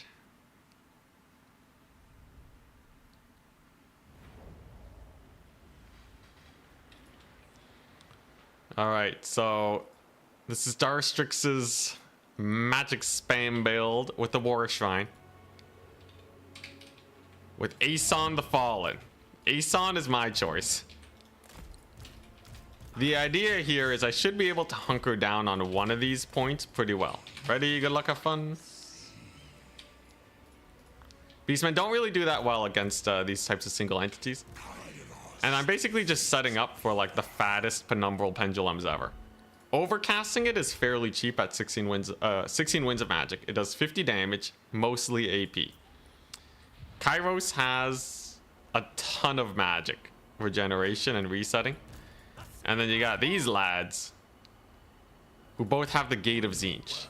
So you basically chuck them out right on top of the cultists, and then you can build up the War Shrine to basically maximum if you do it just right. So that's gonna be the plan today. He's brought a Bray Shaman. All right, so I'm gonna start off with the Glean Magic. Mantle of Gorok and Devolve. All right. It's going to be a great source of just infinity magic. Oh crap, I need more magic for the Gate of Tzeentch to actually charge up Mabi. And then my reserves is just like 1,000,000 units, by the way. So I actually need to wait for my magic to replenish so I can use the Gates of Tzeentch. But at least Glean Magic will be pretty funny, as it gets me a ton of power recharge and reserves, and it kind of eats away at his magic a little bit. Now, is he gonna go for the main fight though? It's a little sus, right? Okay, there we go. We're on the point. Aeson is chilling. Only now did he get his magic back. And the pinks, of course, will be fine. He doesn't really have an easy way of killing off this War Shrine, which is definitely a plus for me. Now what we need is time, first and foremost. I need a stall so that I can actually get my pinks up. And then we should be goodies. He's prepping for a big fight. I really don't want to accidentally take a bad fight here, because if things go wrong, it's pretty over. Okay, lots of damage, lots of damage. We're gonna back up. I'm gonna give him the point so that I can get a little bit more of a defensive position going. Aeson the Fallen needs to back it up to the help of the Halberds. And then in 10 more seconds, I can use my magic, and then it'll be okay. There goes Aeson. Remember, he is a Mortis Engine caster. Okay, nice. So we're going to get both of our summons here. And I just need everything here to die. Nice and simple like, right? So we're going to use Aeson's ability. It's going to bully all of those Zongors. And then we're going to cast an Overcast Pendulum here. Followed by a Silence on his Lord. The Pendulum actually did pretty massive damage. What the crap? Okay, nice. And I just need the Tzeentch War Shrine to live, right? Honestly, Aeson's doing great. He's doing just fine. Let's get our boys over here. Let's get the cooldown reduction. Let's keep amping up Kairos. Get that bomb drop going. Very nice. And the War Shrine has to be pretty amped right now, right? Aeson's just murdering everything. And in 3 more Winds of Magic, I will have another devastating Pendulum. But as it stands, it looks like he's really losing a lot of units, right? So far, the front line has gone amazing. Kairos' Pendulum is at 131% intensity, which is to say it is absolutely devastating. I'm gonna cast another one down. As you can see, quite devastating indeed. Quite devastating indeed. Nice. Mass routes abound. Then we cast this to kill the Wargore, hopefully kill off his Lord. And then all I really gotta do is just capture the point in a reasonable amount of time. But at least the War Shrine's doing good. His Lord is certainly taking a lot of heat. Aeson can get these guys routed off. That should work out real well. And it's the race to capture the points now. Thankfully, time is on my side. Let's steal his magic again for the lulz. All right. Not the worst. Really? Not the worst. Nice. That should soften up the charge for good old Aeson. This guy should be, yeah, he's fully charged now. Pretty jokes. All right. Value-wise, it's the game says it's not good for me, but I'm pretty sure it is. Really nice. This will be a great pendulum, by the way. Pendulums for days. Just sweep them up. There we go. And then Aeson should be able to kill this dude. Come on, Aeson. Aeson the Fallen. He's clutching it. I can keep these Doom Knights alive, though. Absolutely gotta keep the Doom Knights alive. Let's get another blue in. As long as Aeson doesn't die, the value is actually pretty good for us. And there we go. There's the capture. Exactly what we needed. Very nice. All right. So now I can start working on Forsaken and such. I'll silence his Lord again just to make sure that he can't do anything. Then we'll kind of mini Doom Bolt him. Aeson's just going to, I don't know. I don't really want him to fight this Gorbel. Right, the Gorbel's actually just gonna kill him if I'm not careful here. Run, Aeson, run! Doom Knights at least are doing well. We got pinks. I mean, we got blues. Okay, I got another sick pendulum I can dish out in but a moment. And Aeson has another one of those massive abilities. That's gonna hurt him so much. Along with the pendulum, it's basically just a mass wipeout. Yep, there we go. But can I keep Aeson alive? He's getting a little close to death. That Doom Bull. Doom Bull's cooking. Oh my gosh, it's actually real sus.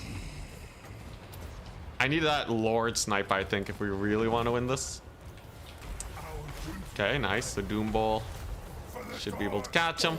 He's trying to leadership break Aeson, which he does get. But at what cost? He has lost many a unit. I'm gonna have more Forsaken here. So unfortunately, Aeson is down for the count, but everything else is still going fairly well for me, right? I have the capture point fairly well secured, and a single Doom Bull shouldn't really be able to do much here. Though I will say, This Razor Gore herd and all that are definitely going to be a little bit of an issue. He still has his Lord alive too, mind you. And he probably has a decent amount of magic. But as long as Kairos is here to provide leadership hits, we're good.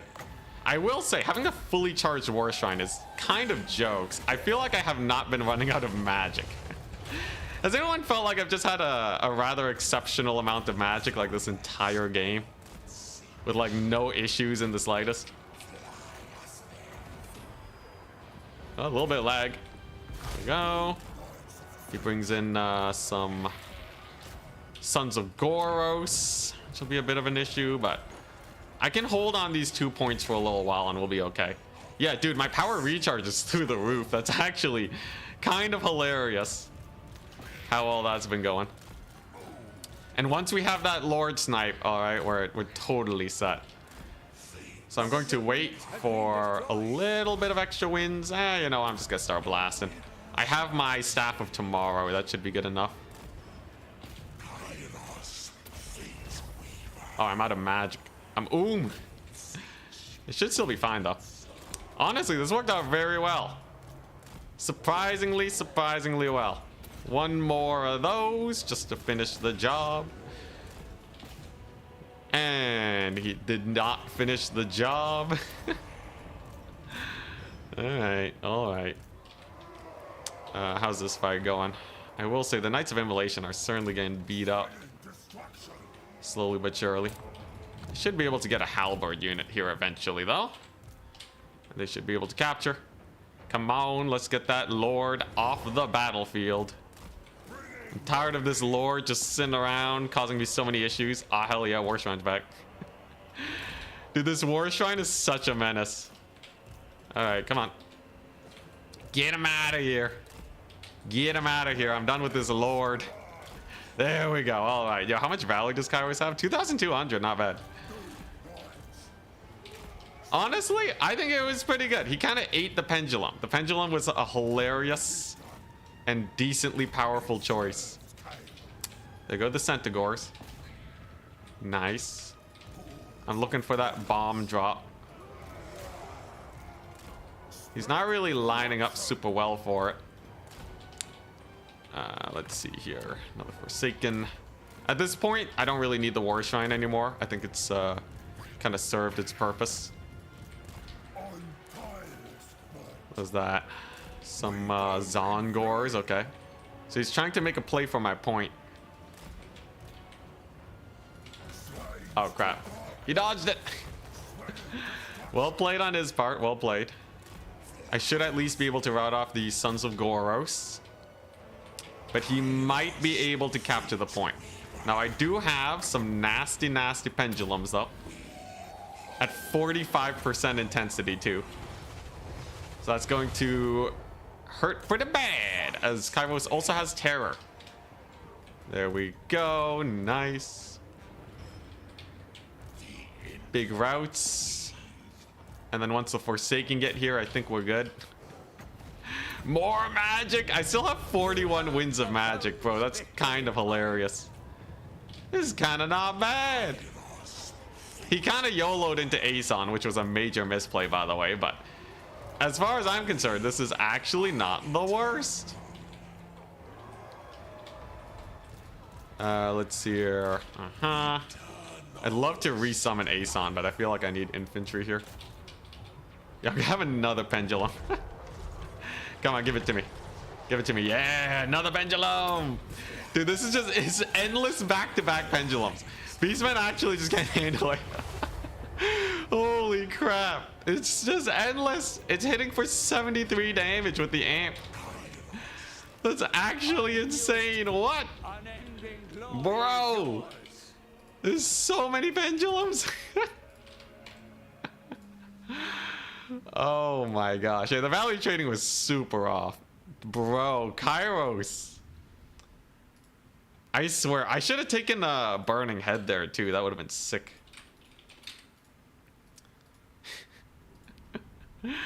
Yeah, so basically, right, I just had the War Shrine amping up Kairos, and then we just spamming Pendulum off rip, and Blue Fire is on his Lord. Redeem the stretch, thank you.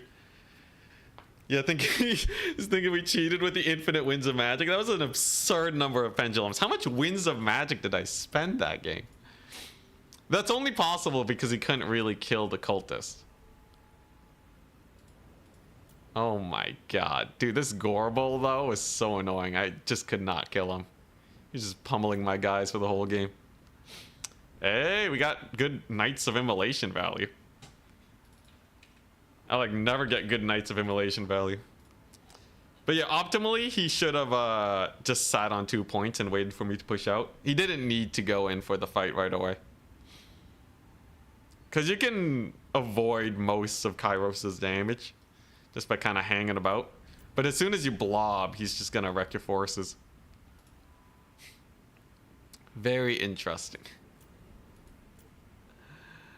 Why don't you use Firestorm? The suggestion asked for Pendulum.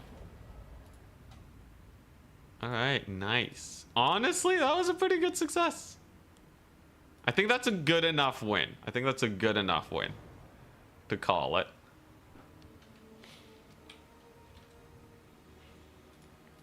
I don't think we'll ever get a game better than that. It's like way too likely that the build just fails horribly. You have an evolved version of this strat? What is it? What are you supposed to do? We're doing 15 squats? Sure. Only 10k for 15 squats? That's Value City? Oh no. Isn't Kairos the worst fighter in the game? He is, but on a cycle charge, he can actually do pretty decent damage. Look at that. 420 AP. He has effective 55 melee attack on the charge. So like he'll land hits. And he's also really tanky. So like you can't really get rid of him either. Yeah, Martin's a good player. You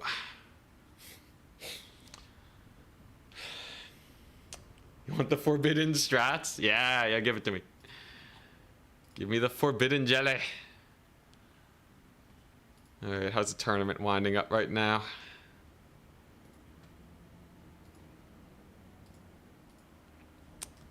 I think a damsel will lose to Kairos. Yeah. Yeah, his HP pool's insane. The regenerating shields and cycle charging is really good. Doesn't the charge bonus also give a bonus to weapon strength? Oh yeah, my bad. So it's technically 440 if he lands his hit.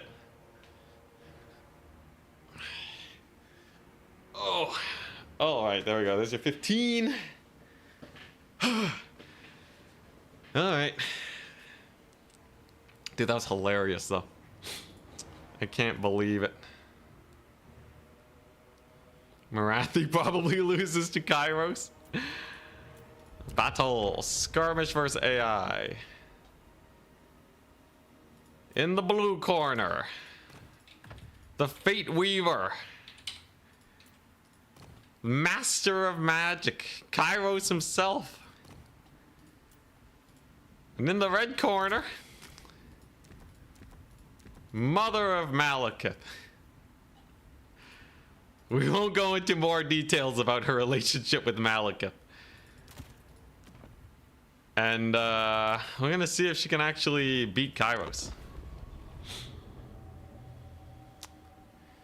I don't understand how Kairos does anything at all given he's blind to the present.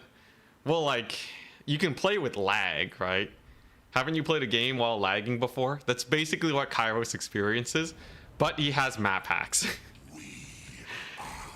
So like, honestly, that would not be the worst, right? If you're playing like Valorant or something, right? And you have map hacks, you'd probably be a really good team commander. Also, yeah, look at that hit. You'd probably be a pretty good team commander. And you could probably get a couple headshots. Just because you know that they're gonna show up. It's just a little harder because you can't see the present. But like, you can predict it, you know? You can kind of make it work. Yeah, he's just playing with 300 ping. It's fine. Yeah, so you can see Marathi versus Kairos Fate Weaver. And honestly, if you just kind of flail around, it's probably enough. You can see once his charge bonus wears off, he just can't really hit Marathi. Marathi doesn't really do a lot of damage though. You can reset that charge bonus. Yeah, so it looks like Marathi does beat Kairos, but she takes about a quarter HP on the charge. Since most single entity fights usually involve a lot of charging, means Kairos can be a little spooky. But he takes a long time to get anything done. But 8,000 HP is 8,000 HP. Yeah, like no melee defense. Okay, so Marathi does win. I still hate Marathi though.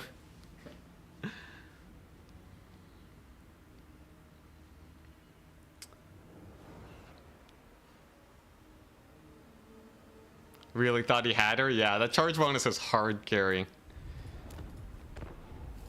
Single entity fights in this game, by the way, are almost entirely determined by who can get the charge. Less so combat stats. There's combat stats matter a lot less because, like, usually if you have a character that's gonna win a fight, you're just not gonna take that fight, right? You know, it's that simple. So the only way you'll ever be able to engage, right, is if you catch them off guard. And then they'll retreat, which is why most hits are just going to be charge bonus. And you don't need that much charge bonus to land hits. Sartorial? Dude, Sartorial's a Chad, man. He really is. Look at this guy. 56 stats. Insane. He's a giant flying terror Sigvald, almost.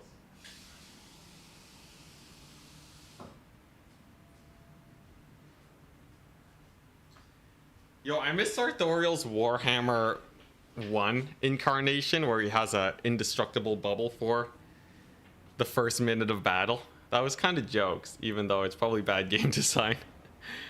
Especially in games as long as Domination, but I kind of miss it.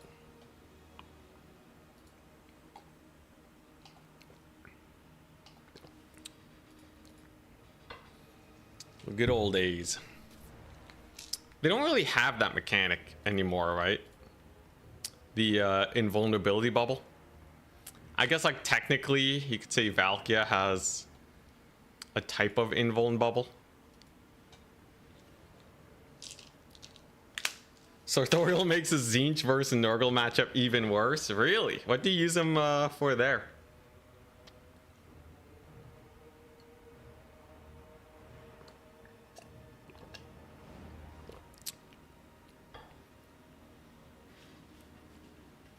Yeah, it's just 1 minute immunity, but it auto triggers at the beginning of the fight.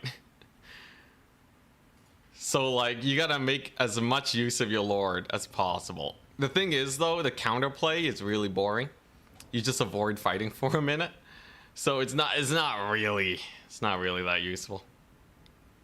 Helleborn, any good? Not really, no one uses her. I'm sure she's viable, but nobody really uses her. Alright, what else do I gotta win with? Skaven Death Globes. Yo, I gotta do a, gotta make this text a little more clear, don't I? Outline. Is that...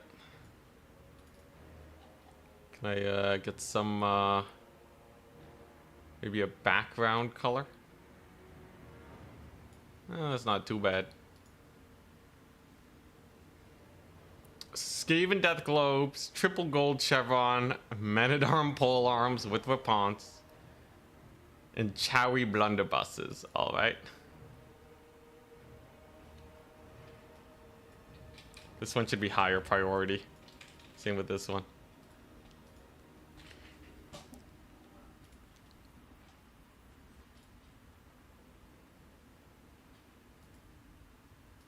He has the rock, which is pretty cool. It's true. Rock of inevitability is really nice. It's kind of like Helm of Discord, just only on the melee defense front. Great Arcane Conduit's really nice. Standard Eye's only okay. Only 18 seconds. Prismatic Plurality. I don't know how I feel about this one. I think it's probably not worth. Although it'd be pretty jokes. Just swapping between Searing Doom and Plague of Rust and getting decreased cooldowns, but... Oh, I guess you can use it with the Rock of Inevitability. The thing is, it has a 33-second duration? So I guess you can't use it again for another 33 seconds. But, you know, it'll decrease the cooldowns by, like, what, 25%? I really wonder how it interacts with the Rock of Inevitability. I guess you could also try to decrease cooldown on Stand or Die. So then you have, like, I don't know. It just don't really work too well. Does anyone else have, like, a good thing with Prismatic Plurality? Does this guy have anything? No, he doesn't have it. Exalted Lord of Change? He has... Yeah, he also doesn't really have an ability that he wants to spam with this. It's really weird. I would have thought that Tzeentch would have so many more ability shenanigans. Like, Tzeentch is not that much... They don't really lean into the shenanigans as much as I feel like they could have. There's factions that have way more interesting magic shenanigans than Tzeentch. The Herald? Yeah, kind of the Herald. Okay, Mr. Gray. Mr. Gray has... Okay, they should have 1 Swiss point. And then we move on to the next round. Oh, nice. They have 1 Swiss point. Sick. Advancing the Swiss. The Goblins. Round 4. Alright. I'm up against Ulrich Wahl. The winner will have a chance to make it to semifinals. Yo, yo. The loser is done for, I believe. Yes, we both have 2 Swiss points, so we'll have to see how that one goes. Let's send them the draft.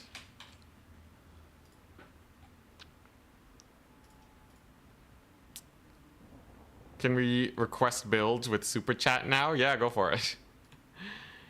If you have a build request, I think what I might start doing, because a lot of the time, like these builds, we just kind of run into like really bad matchups for the build to work. What I'll probably start doing is I will just make it where I need to get a win with the build.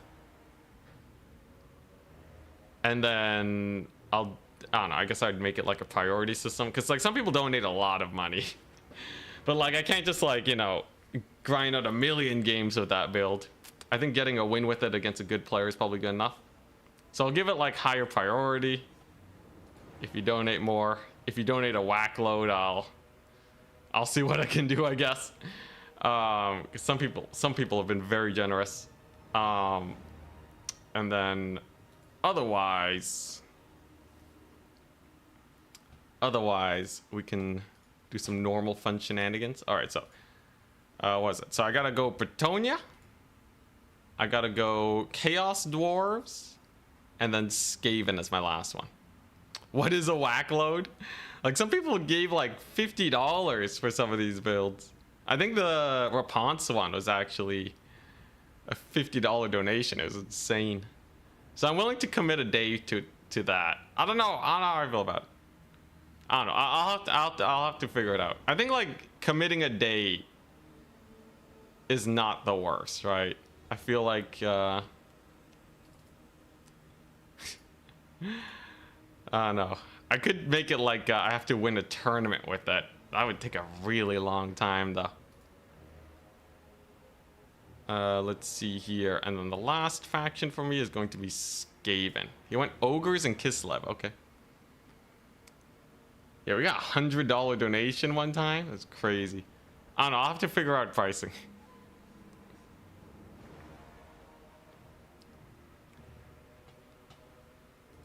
You know what? Maybe I'll do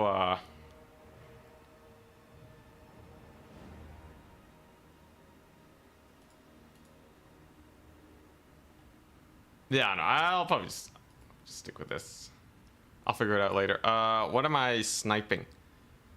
Ogre Kingdoms, Kislev, and Dark Elf. So if I get rid of Kislev, I can get the Bretonian strat in. Maybe I'll, maybe I will have like dedicated streams. Dedicated stream.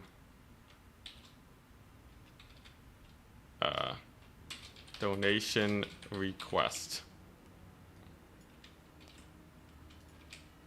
Yeah. There we go. So I'll do that.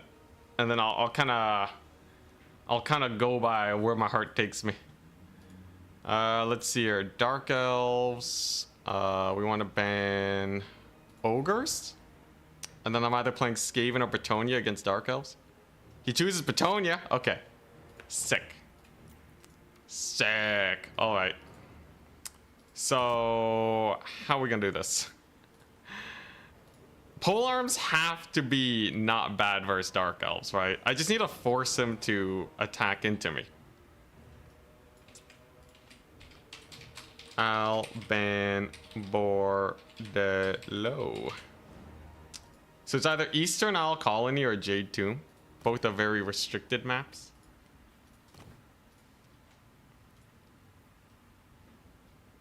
Yeah, the dedicated streams are good. The thing is, like, it's with this new like pick ban format, it's way harder to get it done. But I think like if 50% of the games are like trying out the build, that's not the worst. That seems fair, right? Like $50 is a lot. Like, if a sponsor, right, was like, hey, I'll pay you $50 to play Warhammer, right?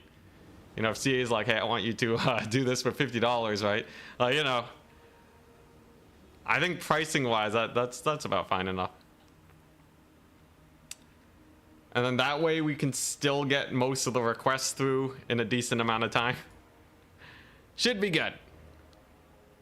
Couldn't you just not use the pick ban if it interferes with the video creation? I could, but the pick ban is like way more fun, and it's also way less volatile. Because sometimes it sucks when you just like are trying to fulfill a request. You're playing against a decent player, and then you know that there's just no way you can beat them. This will give me... It will probably let me get more wins with weird builds because I can counterpick and kind of force factions. Like in this case, Ulrich Rahl, if I was playing a matchup where, we were just playing SFTs, I think it's much more likely that he would just completely screw me over. But since we're doing it this way, I managed to get a pretty good matchup for me. I can donate $100 for you not to play it. Okay, let's not. I want this to become nickel and diming of my viewers. All right, now how do you beat Dark Elves? So he's probably gonna have Scourge Runners, right? And I definitely need a way to deal with them.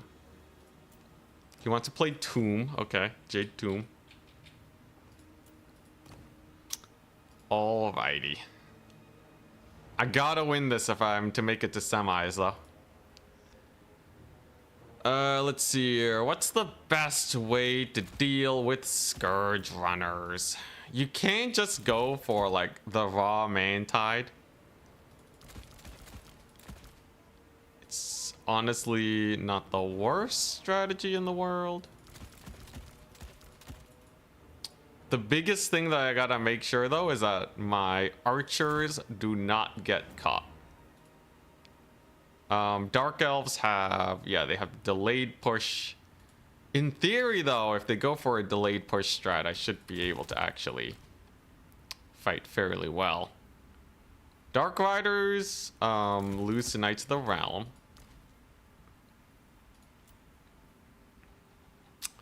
But then what?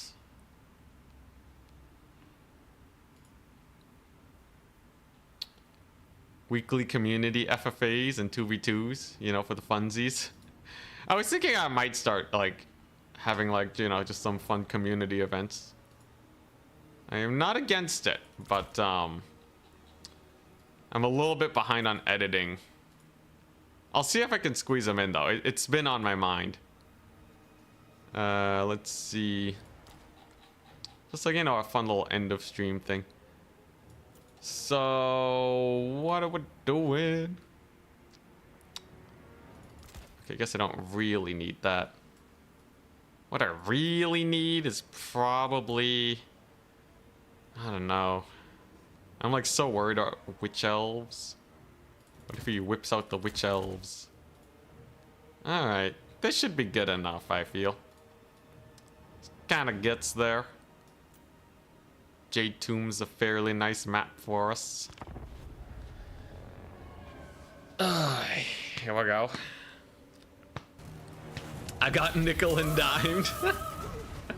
Thank you very much for the 350.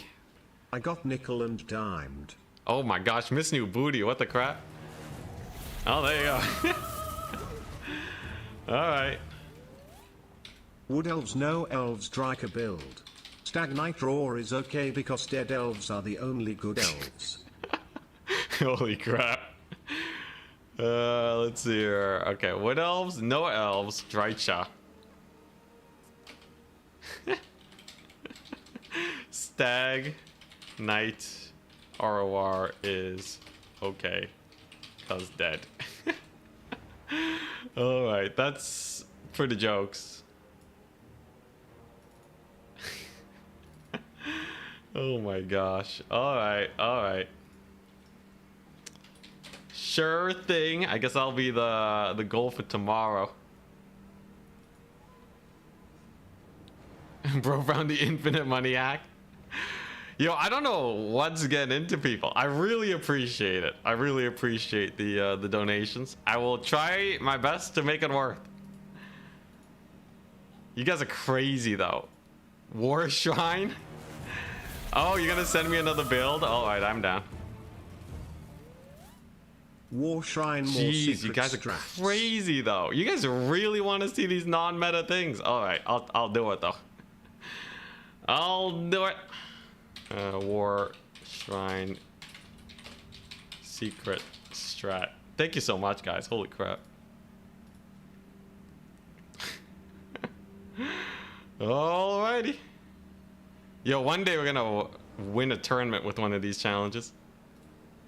Alright, let's see this. This is viable on Warriors of Chaos and Tzeentch. Skull of Catan. Upcast Infernal Gateway at the start of the game to kill off a bunch of units. Oh, you want me to kill Marauders? To fully charge the shrine. I don't know if 2 Marauders are enough. Wouldn't it be better to use blues because they crumble? That's the old school strat. It's a little more expensive though. So I guess whatever works.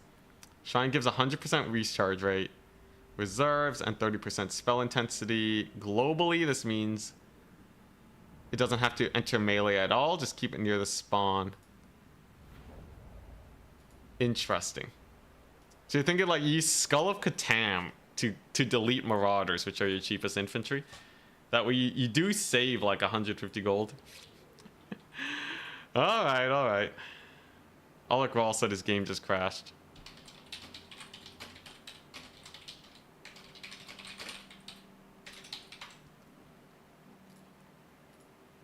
I feel like Noah Elves is just going to be melee only, but worse. Noah Elves has... what ranged non-elf units are there? You have been. Oh, hell yeah. Yo, he's gonna get wrecked. Dude, he's gonna get super wrecked, man. Are you kidding me? He has to beat the Mantide with, what? 2 Corsairs and, like, 4 Bleak Swords? Dude. Easiest win of my life.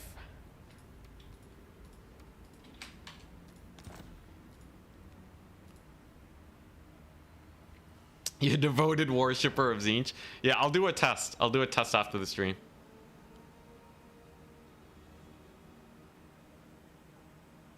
What's an IRB? What is IRB? Institutional Review Board? Oh my gosh. Yeah, so this is the build.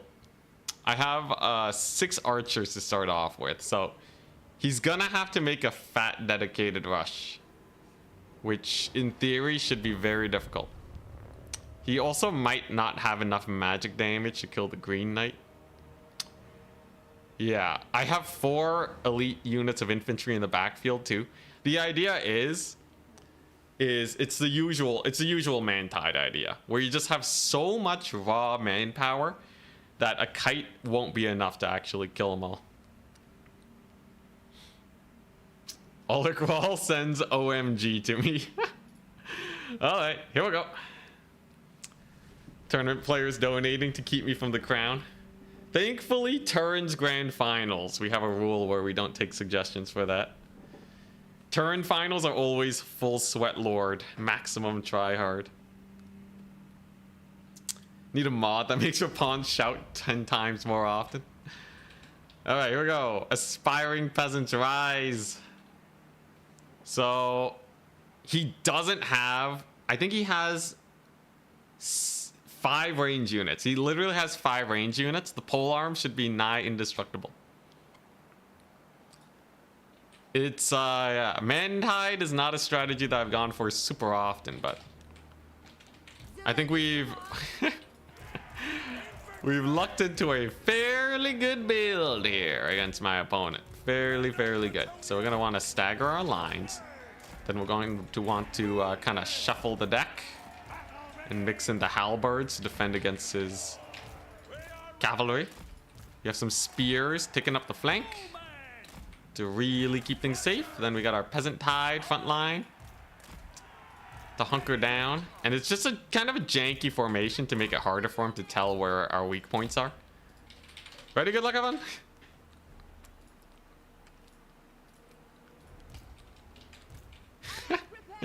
He says good luck, have fun. Hero of peasants. Alright. So the plan is simple. March forwards. Don't get shot by the Scourge Runners too much. And then we're good. So the Scourge Runners are obviously going to be a little annoying. So we're going to back up our polearms here, so that they cannot get too much damage. He does have Rakarth on the dragon. And he's opted for a Shadows caster. So this kind of non-meta Batonia build, a lot of his counters are to counter normal Tonya with cavalry and such. But if I don't summon in any cavalry, it should be okay.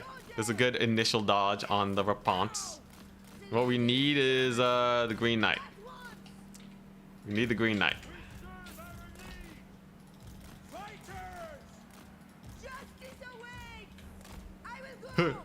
Oh, he's going for the archers. Okay. All right. So he's just shooting up a couple peasants. It's fine. Karth took a little bit of deeps. We're just going to walk into position here. Use the peasant tide to stall him out. Get the Green Knight in. Get him in. Did I forget to bring caster? I forgot to bring magic. Whatever! I don't need magic! Who needs magic? Oh my god, I forgot my magic. It's fine, we don't need magic. I don't need magic, all I need is response. Oh boy, alright, here we go. So, you can see, we've tried this before. We know the Scourge Runners actually kind of have a hard time dealing with constantly cycle charging. The archers tend to just get a lot of damage in. Alright, Green Knight, you're on hunting duty. He can probably kill the assassin who doesn't have magic attacks. Maybe he can get a little bit of work in there too on that sorceress, and then my opponent will also not have magic. Haha. Get wrecked. If I can't have magic, neither can you. Look at that Green Knight. He's cooking her. He's cooking her up. Gotta flee from the Rakarth though. Then he's gonna go hunt that K-Knight assassin. So as you can see, capture points going decent. Gets another Malkoth's on my infantry, which is crazy.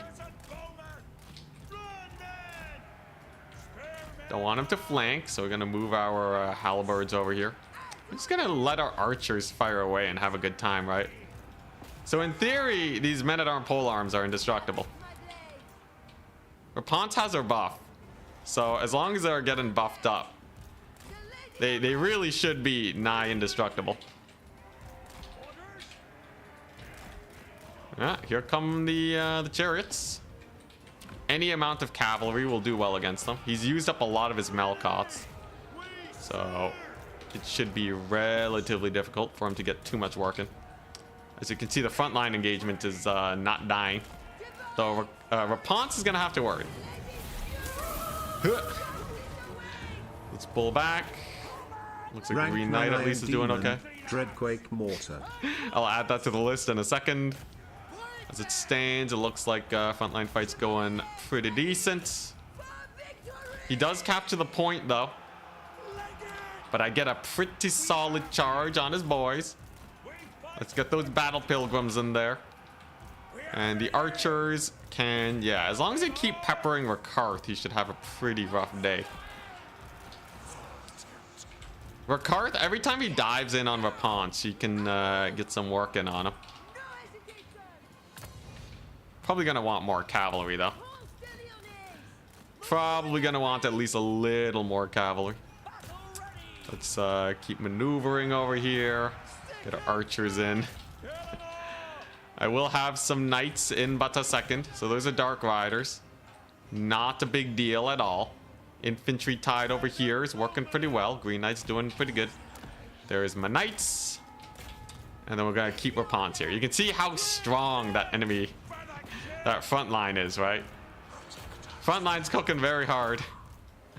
Green Knight will have to worry about Rakarth though, as he is magic damage. Holy moly, those Dark Riders though. Dark Riders getting bullied. Very nice. Nice. Frontline actually wins. It actually wins its engagement. Huge. Nice. There's the passive though, so we're gonna have to deal with that next. Now at this point we'll slowly get captured. I don't really have to worry about that much anymore. But it's this middle area that's going to be a little bit more sus. As Bretonia, you probably do want to de-summon too. But there's Rapance buffing. Rapance buff will be good. And then his chariots are kind of hurting. Value-wise, it's actually very close. That's good to see. He's going to bring in some knights, but I got braced boys for that. There we go. Green Knight just needs to evac. Can I bully Rakarth here? I might be able to. That would be quite sick. There we go. Yeah, Rakarth is certainly taking some deeps. Very nice. All right, not the worst, not the worst. I can get another cav unit in here. That'll be great. Looks like we have 1 hour engagement over yonder. Green Knight's going to most likely escape here. And we're on the defensive, which is a huge advantage for us. Looks like the assassin's having a bit of a rough time. Green Knight will probably make it out of there. Hell yeah. All right, not bad, not bad. He does catch a few archers though, but seems like as long as Green Knight doesn't die, I'm mostly happy. He's kind of getting hounded by Rakarth though. Sick dodge though, keeps him alive. It seems like my cavalry over here are managing to chase down the Scourge Runners. That's good. I think what I really need is just more infantry. We know he has a lot of cavalry. But, yeah, cavalry, they take a while to actually clear copious numbers of infantry units, right? So if I can just kind of overwhelm him and just have way too many units to deal with, I think we're good. Green Knight, too, has successfully routed off his lordy. Very nice. And I just need a couple more cavalry units just for cleanup. And then I think we're good. Green Knight's actually doing great. His Cold One Knights I might be able to get some routes on. And Rakarth can only be so many places at once. That's going to be his big weakness today. Big route. Very nice. Uh-huh. All right. Name of the game is capturing then. We did kill his caster, which is hilarious. I'll take that. Alrighty, alrighty. Let's save them. Let's pull in over here. Green Knight has successfully routed off these boys. And what's our Karth to do now? He's kind of stuck between a rock and a hard place, because he can't really afford to chase the Green Knight down. Oh, Rapon's kind of getting surrounded, though. That could be very bad, actually. Those are Cold One Knights. I do get my cavalry summoned, but a little unfortunate. Looks like my halberds will be able to peel for her, however. So she will probably live. She will probably live. My opponent's definitely running out of units at a rapid pace, too. Gonna have to pull away from that breath attack, though. Halberds are cooking. Remember, they're extremely buffed up, right? But Rapunz is looking a little low. She's looking a little low. I might need to resummon her. Oh, boy. Oh, not like this. Not like this. The Rapunz death is rough. We don't win on the number of points we have either. So I will have to make a big play. Rapunz looks like she's on her way to getting chased off here. Yep. Brutal. But how bad is this really? I still have a rather stupendous number of units just kind of romping around, and Rapunz is pretty easy to resummon. So let's not call it just yet. This assassin, though, is being very annoying. Okay, Cold One Knights are in. Oh boy. Double cap means I have a lot of time at least, but yeah, I definitely have to resummon Rapunz. Thankfully, she's relatively cheap. I shouldn't have to worry too much about her. Dude, the Green Knight just can't kill that assassin. There's something weird about K-Knight assassins where they just never get hit. It's going to be a mild problem. However, over here, it looks like the fight continues fairly well. He actually brings back his caster. We'll have archer support. We've routed off most of the chariots, finally. Dang, needing to resummon Rapunz, though, is so rough. Do I have a questing knight or something over here? No questing knight. Only copious amounts of infantry support is all I can get in. At the very least, we have a couple archers. Okay, I have some halberds over here to help out, and then Rapunz could probably come back and save the day. We'll have to see. She's gonna need to come back soon, though. Come on, and there we go. Okay, we got Rapunz back. Leadership is stabilized. I just gotta hold me some points. Maybe capture his back point. Use these archers here to slow him down. We got a pretty decent cavalry engagement, and he's actually not capturing this far point over here. That's a good sign for me, as we can start the man-tide spam. Rapunz with her buff absolutely will help my guys grind here. Very nice. So he captures 1 point, but I'll probably get his home point. Alrighty, alrighty. Let's see how this pans out. The return of Rapunz. She's gonna go for this one. Okay. Oh boy. Oh, this is gonna be a sus one, isn't it? This is gonna be very sus. The Rapunz loss could have done it. I'm just going to need to hunker down. I do have a lot more time than you might expect, though. So first things first, we'll go over here.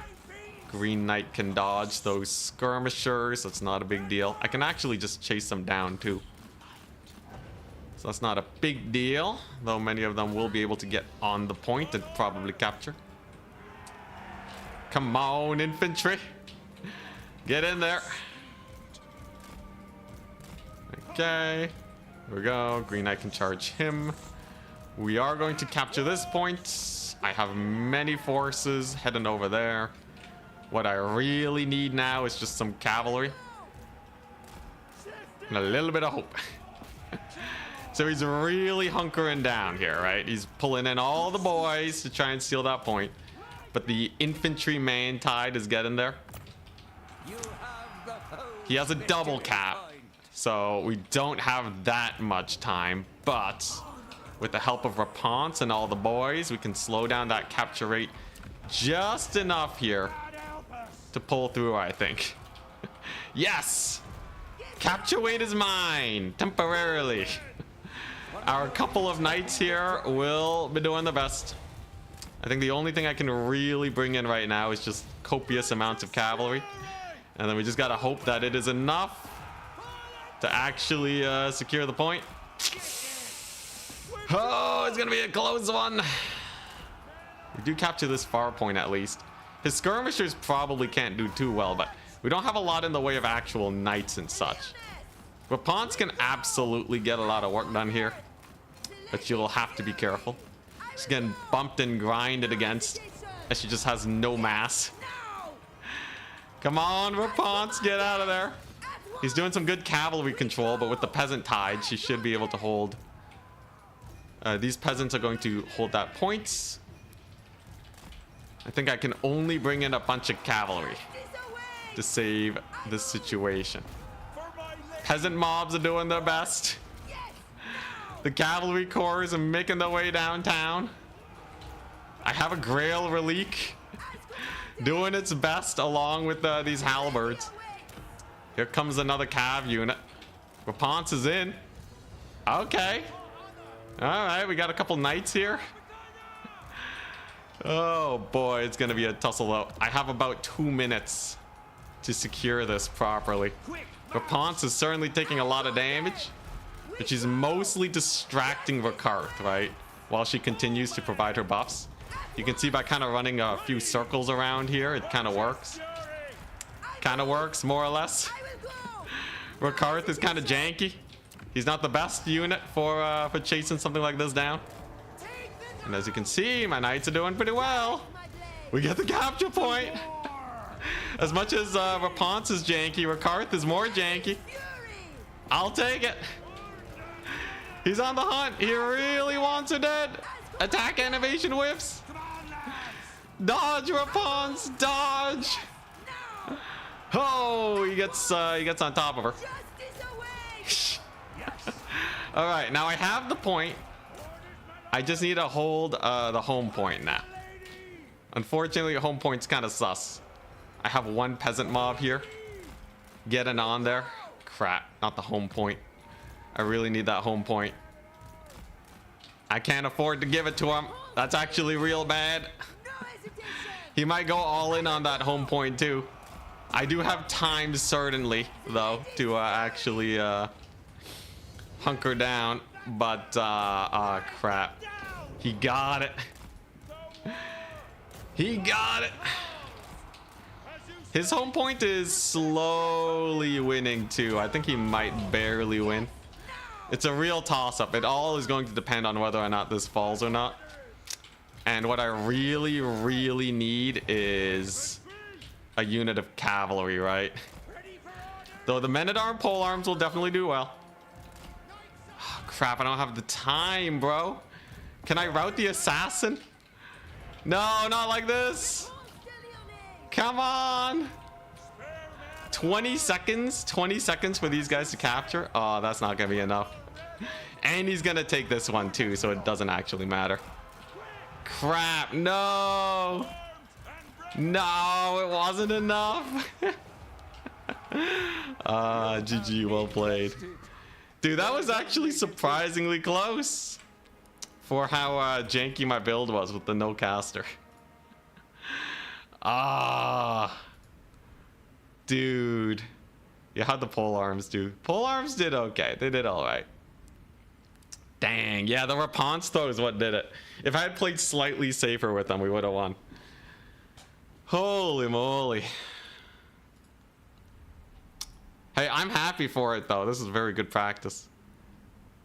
I have to play at, like, the top of my game if we're going to win these matches. Oh, man. Honestly, taking more infantry might have actually done it. Because while the cavalry was really good versus chariots, it gave him a target for his Malkoths. No, she didn't get that much value. He did throw his caster. There were a bunch of punches both ways. I guess I wouldn't have really had an answer for Cold One Knights unless I just have a stupendous amount of infantry. There's so many casualties. Oh my gosh. Well, GG, well played. It was a good run. Algarol takes the win though. It was Bretonia versus Dark Elves. Dark Elves win. If I had a caster though, I think we probably would have won. It shouldn't have been that hard for a caster to get value here. That was a big misplay on my end.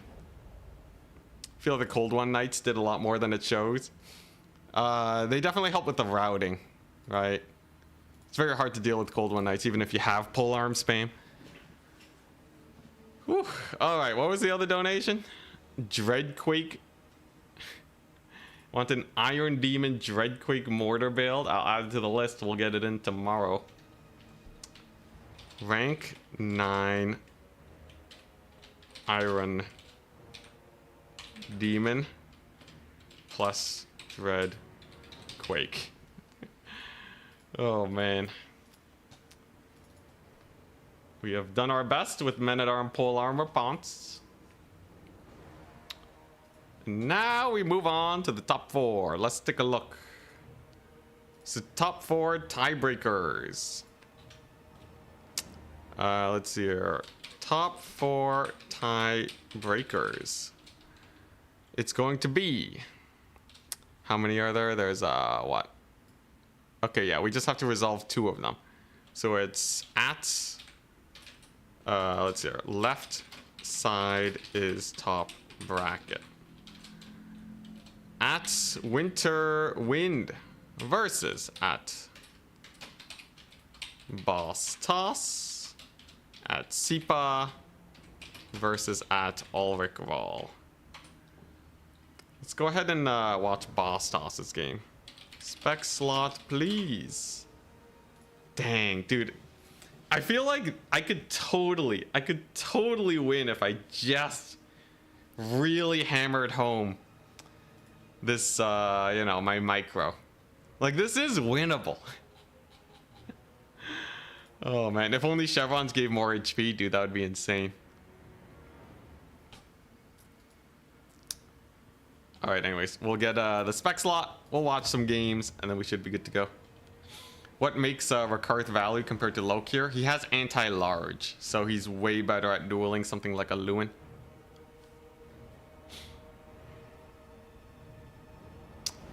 But yeah. Oh man. A true... What was it? We shouldn't...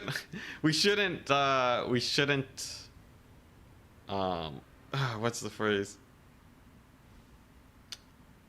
We don't blame our tools. We don't blame our tools. I just gotta play like a god.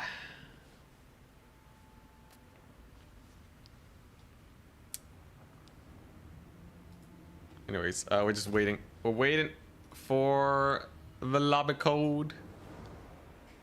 Rakarth versus Alberic. I think Rakarth wins in just a flat engagement.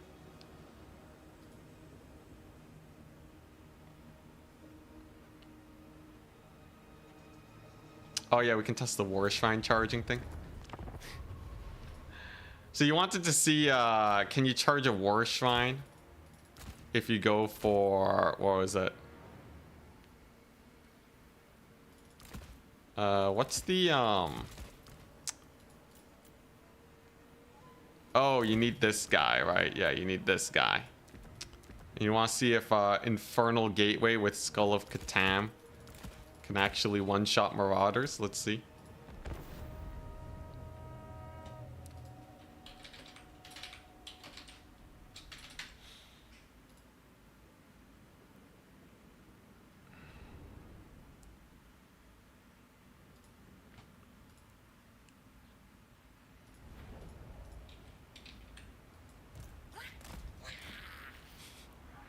I think it's fine to blame the peasants. I could have won though. I genuinely could have won.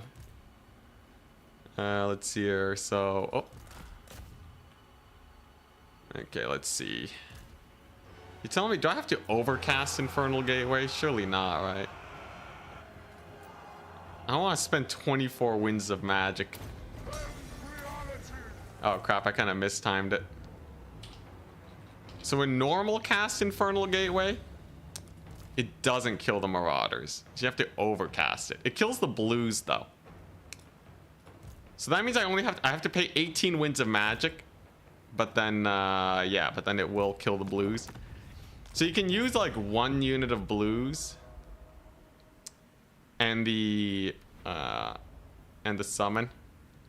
And then that way you don't have to go like double cultists with the Gate of Tzeentch. Or you can cut the Gate of Tzeentch here and just take a War Shrine for 1300. So you can just take a normal War Shrine and take 2 blues and then just Skull of Catan, Infernal Gateway. Interesting.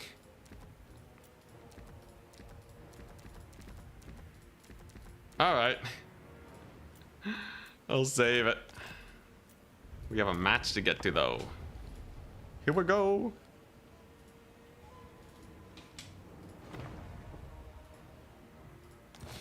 Game full. Gotta spectate.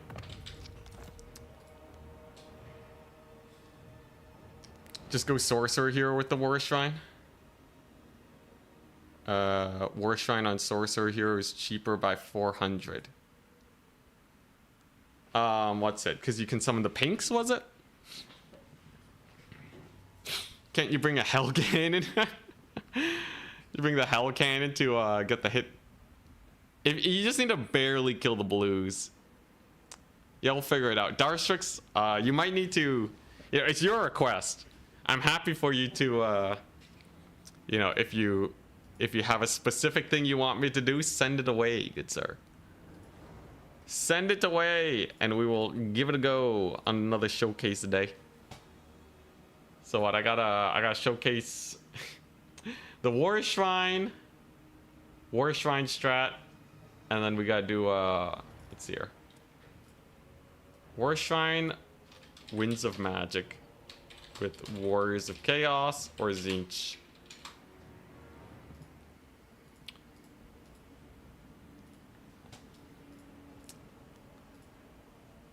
Honestly, this is pretty good though. This is like really good practice because it gives me something to work towards. You could also just kill enemies. Well, like you can't do it with some if it's a shooty faction, the War Shrine is way too risky. You'll just get shot to death. When you gotta change the banner. I'm lazy. Change the banner to whatever theme we're doing today. I don't want to accidentally show off the builds though, but I can do this. Let's see here. I can do what Turin does and just always do the thumbnail for the banner. It doesn't look that great though. The thumbnails were not made to be thumbnails are not really made for this. Although it kind of works. It's like okay. It's like an okay blocker.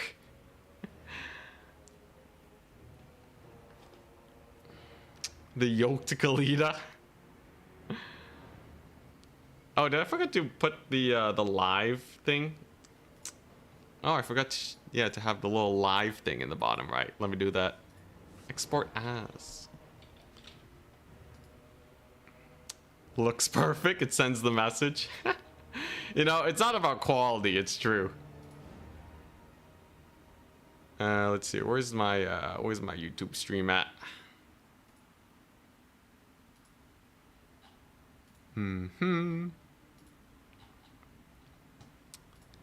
Go back to my thumbnails. Get that exported, and then we should be good.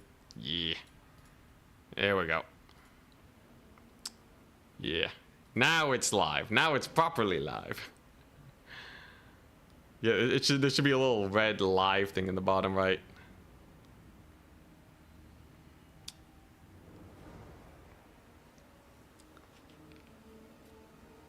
you've tried dwarves a few times, but you're late to the party. What's this? What do you think is the best faction to begin with in multiplayer?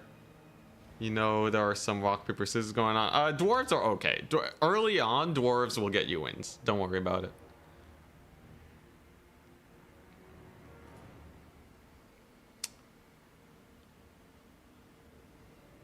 It's alive! Alright, let's see this. Winterwind versus Bastos. Boggers who are live now. Yeah, I can change the thumbnail too.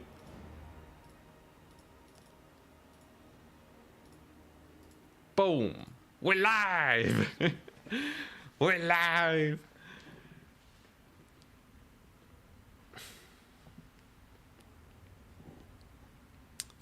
Let's see here. I'm still thinking about that game. The chariots are such a menace. I wonder if you just spam Knights Errant if it's good enough. I kind of like the anti-large on the other dudes though. Alright, what do we got? It's a Wood Elf versus Warriors of Chaos game. Interesting. Are you continuing the shotgun campaign today? Nah, I think it closed off well enough. I got all the content I really needed from it. I don't think there's that much more to do. I would like to try out more campaigns later though. There's a lot I need to do. Like some editing I want to get done. There's just a lot of work, guys. Okay, what we got? Chaos Sorcerer Lord of Fire. I think I would really like to edit down that shotgun only campaign. Hellstriders of Slaanesh. We got some Chaos Warhounds. We got our Forsaken Front Line. Some more Chaos Warhounds.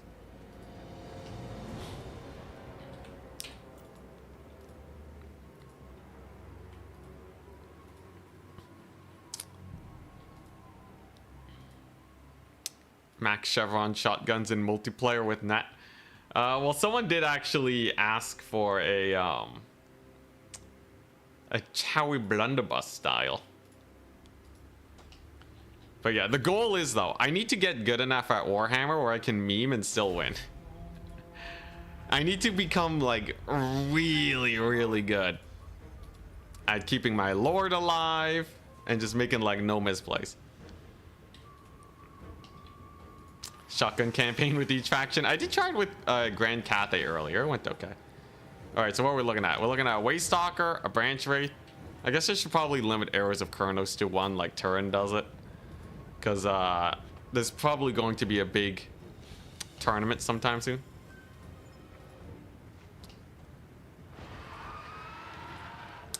Very good early capture from Winterwind. So what's this strat though? Is it really just a Burning Head, Flaming Sword for the Sylvan Knights? A little bit of extra damage too actually on a lot of the physical resist units. So it might actually be good on Wild Riders. Especially on Hellstriders, could also buffs their base weapon damage. I could actually see Flaming Sword being not bad on Hellstriders versus Wild Riders. Because you can see they usually have 20% physical resist. So you're looking at a, yeah, it's like a 20% damage boost. Yeah, it's, for 7 wins of Magic, I'd say probably not bad. What is rough though is almost getting the dogs caught up. Whew. Both of them playing with my heart here. As the Hellstriders move on in. No Flaming Sword cast though. Melkoth's drops. And it looks like the kind of back and forth is going to get the Hellstriders caught up. However, Burning Head numero uno gets dropped on the Eternal Guard. Torment is sorted, they are unable to dodge. And the Burning Head curves perfectly to annihilate them. That's like an almost 1,000 gold Burning Head in terms of routing them. 527 on the value front. A very good start as the Wild Riders are caught. The Hellstriders are routed, but overall damage dealt is definitely looking pretty good for Winterwind. However, skirmish play has routed off one Forsaken unit, and if these guys live, they're going to be causing a lot of issues. Shooting into the... are these Way Watchers or Deepwood Scouts? Oh, they're Way Watchers. No wonder they killed the Forsaken. There's a Flaming Sword, too, on the Chaos Knights of Tzeentch. It does not help them that much, though, because they already have magic damage, but so be it. It will help the Forsaken punch through the Wild Riders, which is pretty nice. Unfortunately, it doesn't really hit the Hellstriders. So did it really do more than a Burning Head?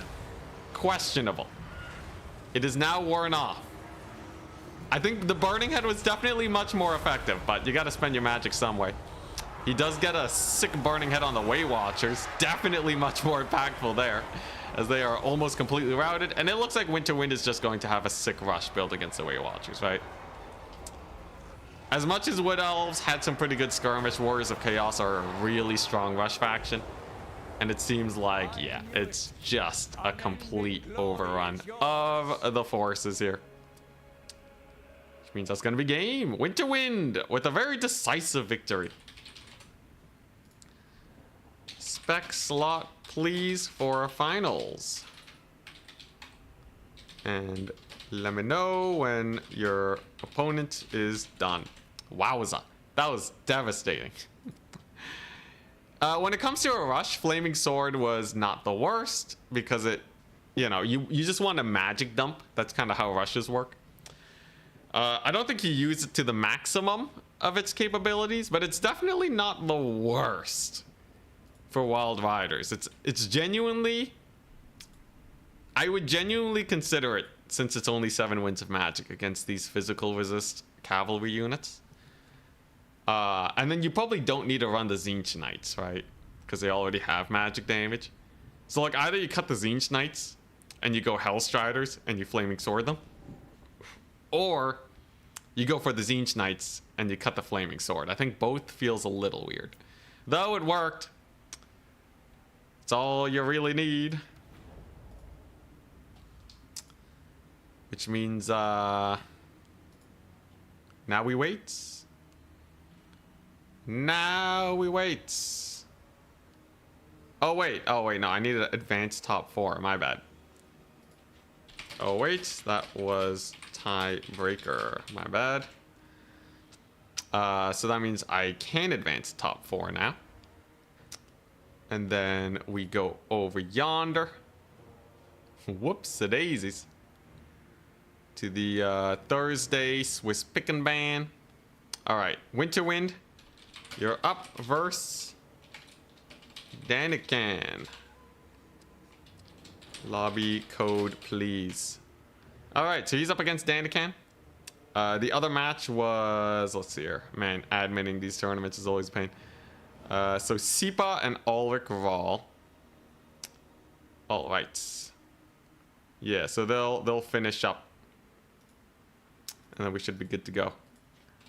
That's Sipa. That's Ulrich.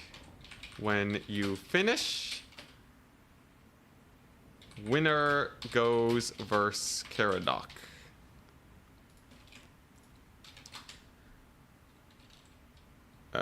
Let me know who wins. All right. Very nice. And then I can go ahead and join the lobby. We're gonna see how Winter Wind faces Danican. Danican is a much scarier opponent. I think Danican is probably top 3 in the world. But is he going to get his glorious Dark Elves here?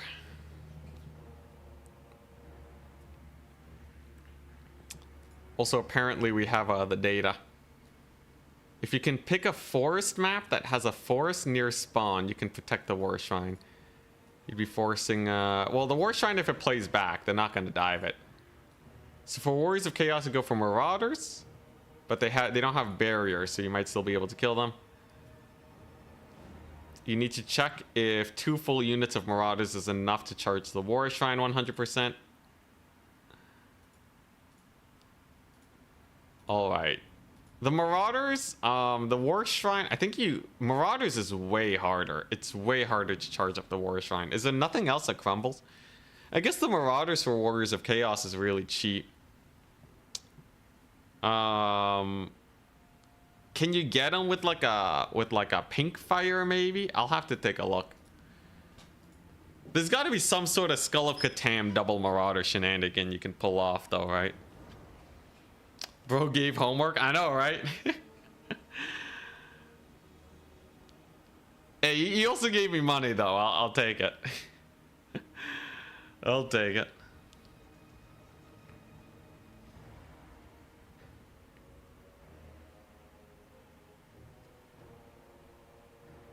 How you feel about the way your Danican victory played out in the last night's tournament? Yeah, so for those of you that missed it, we got a win as Grand Cathay against Danican's Dark Elves using double Moonbird. Kind of slow burn kite action with Grand Cathay. He was actually on his way to winning that match though. Even with the Moonbird shenanigans. I kind of whiffed a couple early Moonbirds, and you really need them to get good catches on cavalry. But I think if played correctly, you can really massacre basically anything. I probably could have routed off his artillery pieces earlier on, or I could have done a big dive on his Lord or on his Medusa. But because I didn't, the only reason we won is because I got a fat overcast final transmutation that killed his assassins.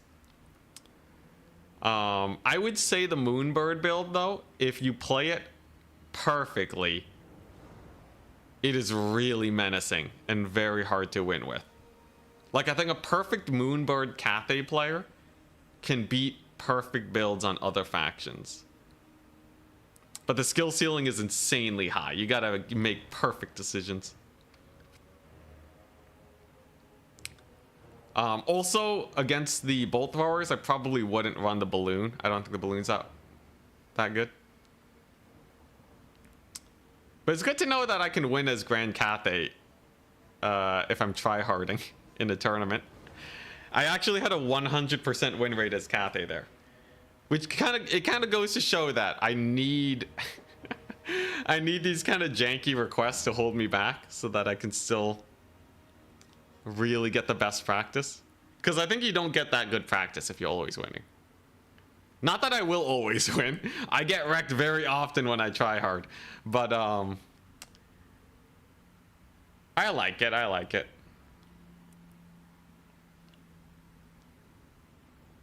Is it good enough to make Cathay meta? Meta? I would say yes, actually. I think Miss New Booty, I think if people have the micro, I would say Cathay can legitimately beat at least half the factions in the game. Where, like, against good players, I think I could stomp them with Grand Cathay.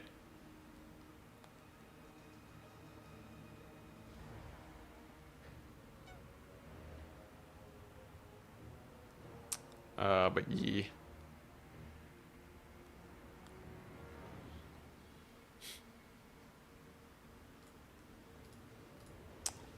You saying you need the handicap?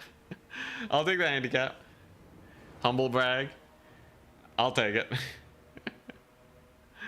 I do think I got some pretty good.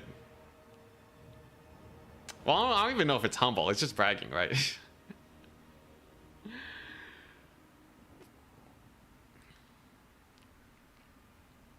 Cathay greater than Slanesh? I think Cathay has a good matchup into Slanesh, actually. Especially if you use the Moonbirds, it would be way easier to clear infantry. So you can kind of go what Karavthir went for. But you can kind of go what for Karavthir goes for, but instead of infantry, you take the Moonbirds.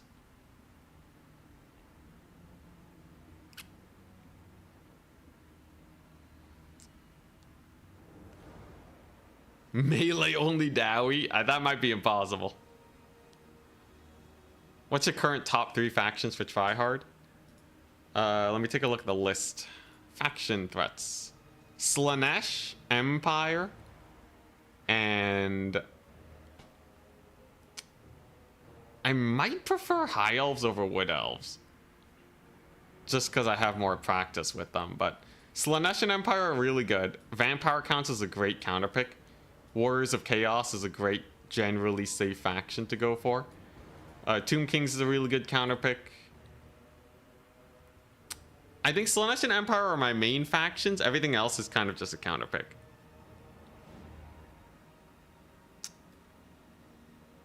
Although I would be really tempted to run Grand Cathay. I really feel like I might be able to make them work. But Slaanesh and Empire are my definite go-tos.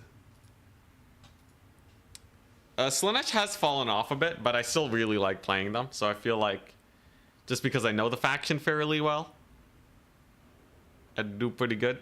But they would be, I don't know. It's like, do I want to counterpick with them? Do I want them as my main faction? Go all in on Missile Mirror? Definitely not. Let's see. I think the safest factions I would go for is probably Slaanesh, Empire, and Warriors of Chaos. Yeah. Slaanesh, Empire, Warriors of Chaos. I think Bretonia for me. I don't really understand Bretonia like I used to. I think I'd move them down a tier. High Elves?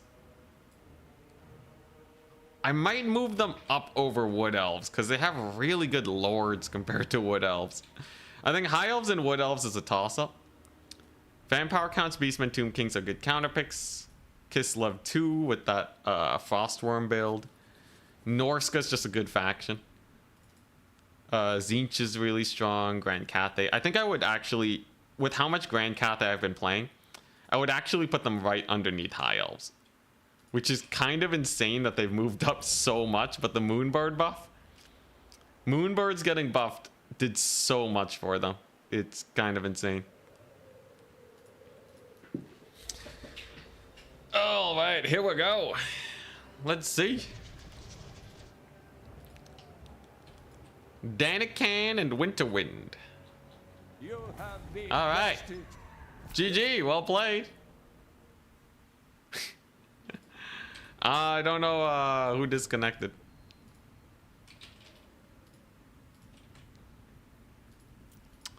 But we gotta send these to the players.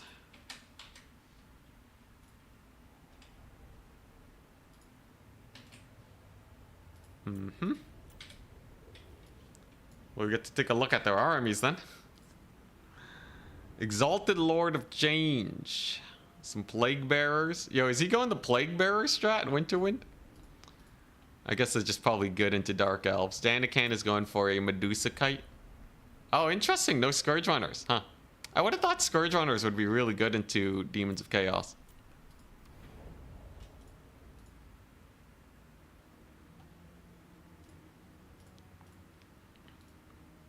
Couldn't even follow the movements. Interesting. Interesting. So Winterwind has an Exalted Lord of Change. I'm really surprised no Scourge Runners, but he's probably worried that they don't have enough DPS or good targets. Maybe he feels like they can't really get hits in on Seekers. Very interesting.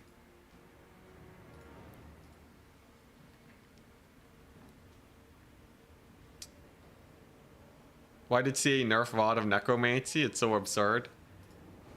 Yeah, they made it cost way more money. But doesn't it give you spell resist or spell amplification? So it's not as bad, you know. It's not as bad as you might think. Oh, wait, did they pick the wrong map or something? It looks like they've changed the map.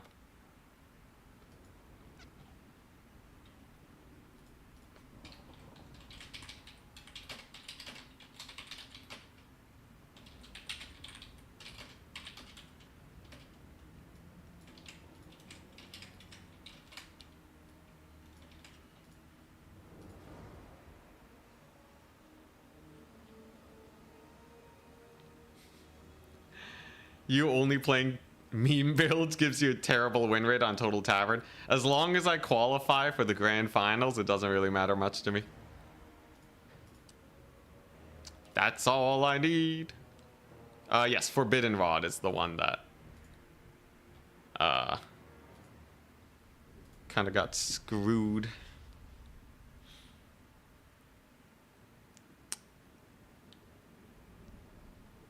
Wait, the Vampire Count's Forbidden Rod got nerfed, didn't it? It says it's cheap, but it's actually like super expensive.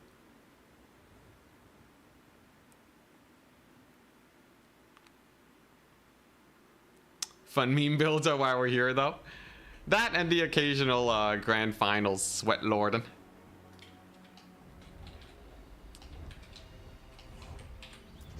Alright, so it's a Spirit Leecher Supreme Sorceress. Interesting.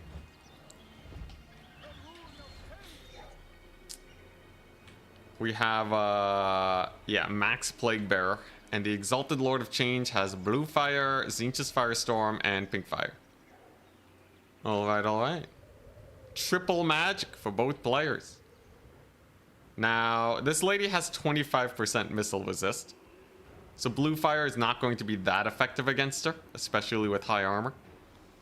So don't expect it to do, don't expect it to be a massacre. Spirit Leech, however, won't really do much against the Exalted Lord of Change. And then Fate of Buna is going to be the real backbreaker, right? Fate of Buna, Zinch's Firestorm, those are the big playmakers that we're going to be keeping an eye on here today.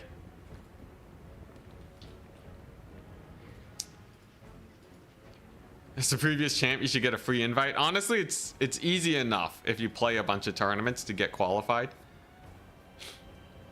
There's so many tournaments going on, and you only need 2 tournament wins to qualify, and you have a few months to do it. I think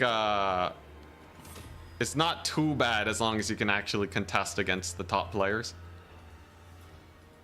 Fate of Buna actually useful? Oh no, it's really good. Especially against Seekers. Now, we're going to see an early fight. Winterwind is basically trying... Wow, they both missed. Winterwind is basically trying to use his shields. He'll probably disengage as soon as the shields are gone. But he does take 2 pretty rapid hits, followed by another bite and a Spirit Leech. Winterwind actually down trades very hard there. You do not want to take that early damage. Only landing 1 hit on the Supreme Sorceress. Danikan's probably feeling pretty good about that one. Air engagements are surprisingly hard to disengage from without taking a hit. So he tries to recuperate a little bit of value by using a Blue Fire. Danikan tries to get the tree dodge, but whiffs it. You can use trees to block. This one's pretty thin though, so unfortunately his Medusa takes a little bit of damage, but not too much. No missile resist is kind of surprising. I would have thought you would have taken more damage from that Blue Fire, but there you go. Are we going to see another Spirit Leech on the Lord of Change? I think you can get another Spirit Leech in before he gets too many shields, but no, just opting for a Breath Attack. Gets about 500 gold value, which is pretty good.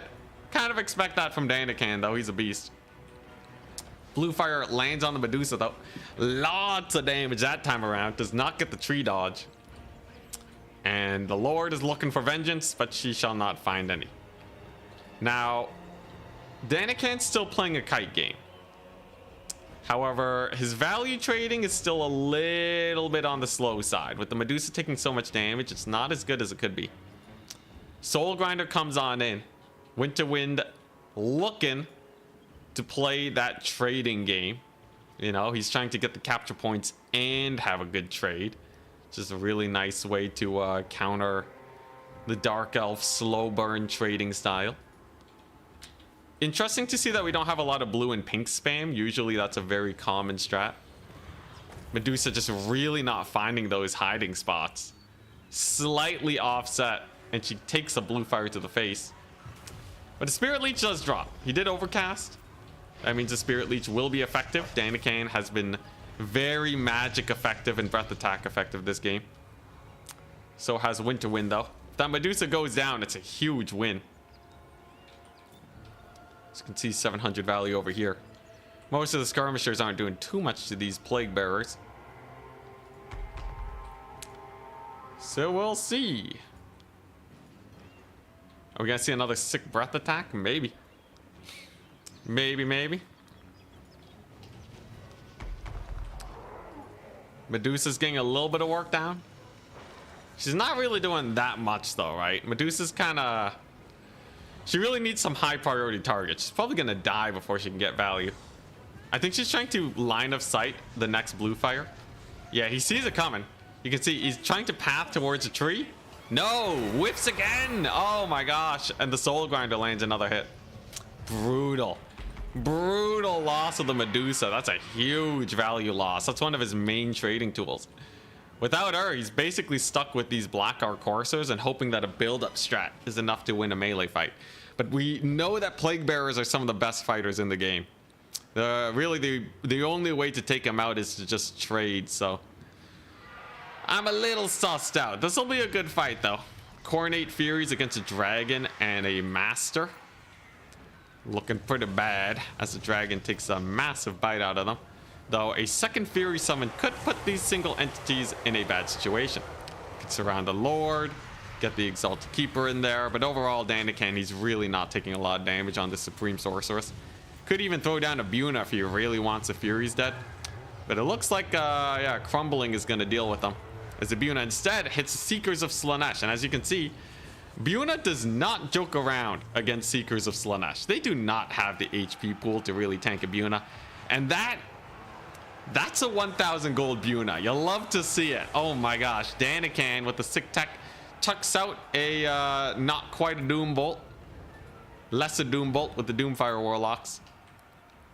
And he's really getting some good trades in the spell game. I'm still a little worried about the dead Medusa and whether or not his infantry can actually beat Plague Bearers. But yeah, he's looking for that breath attack. He wants it. And he's going to be getting into position. And Daniken very good with his army unit abilities. This is kind of what you need to do to get extreme amounts of value. Mega breath attack. This lady has 2,000 value already.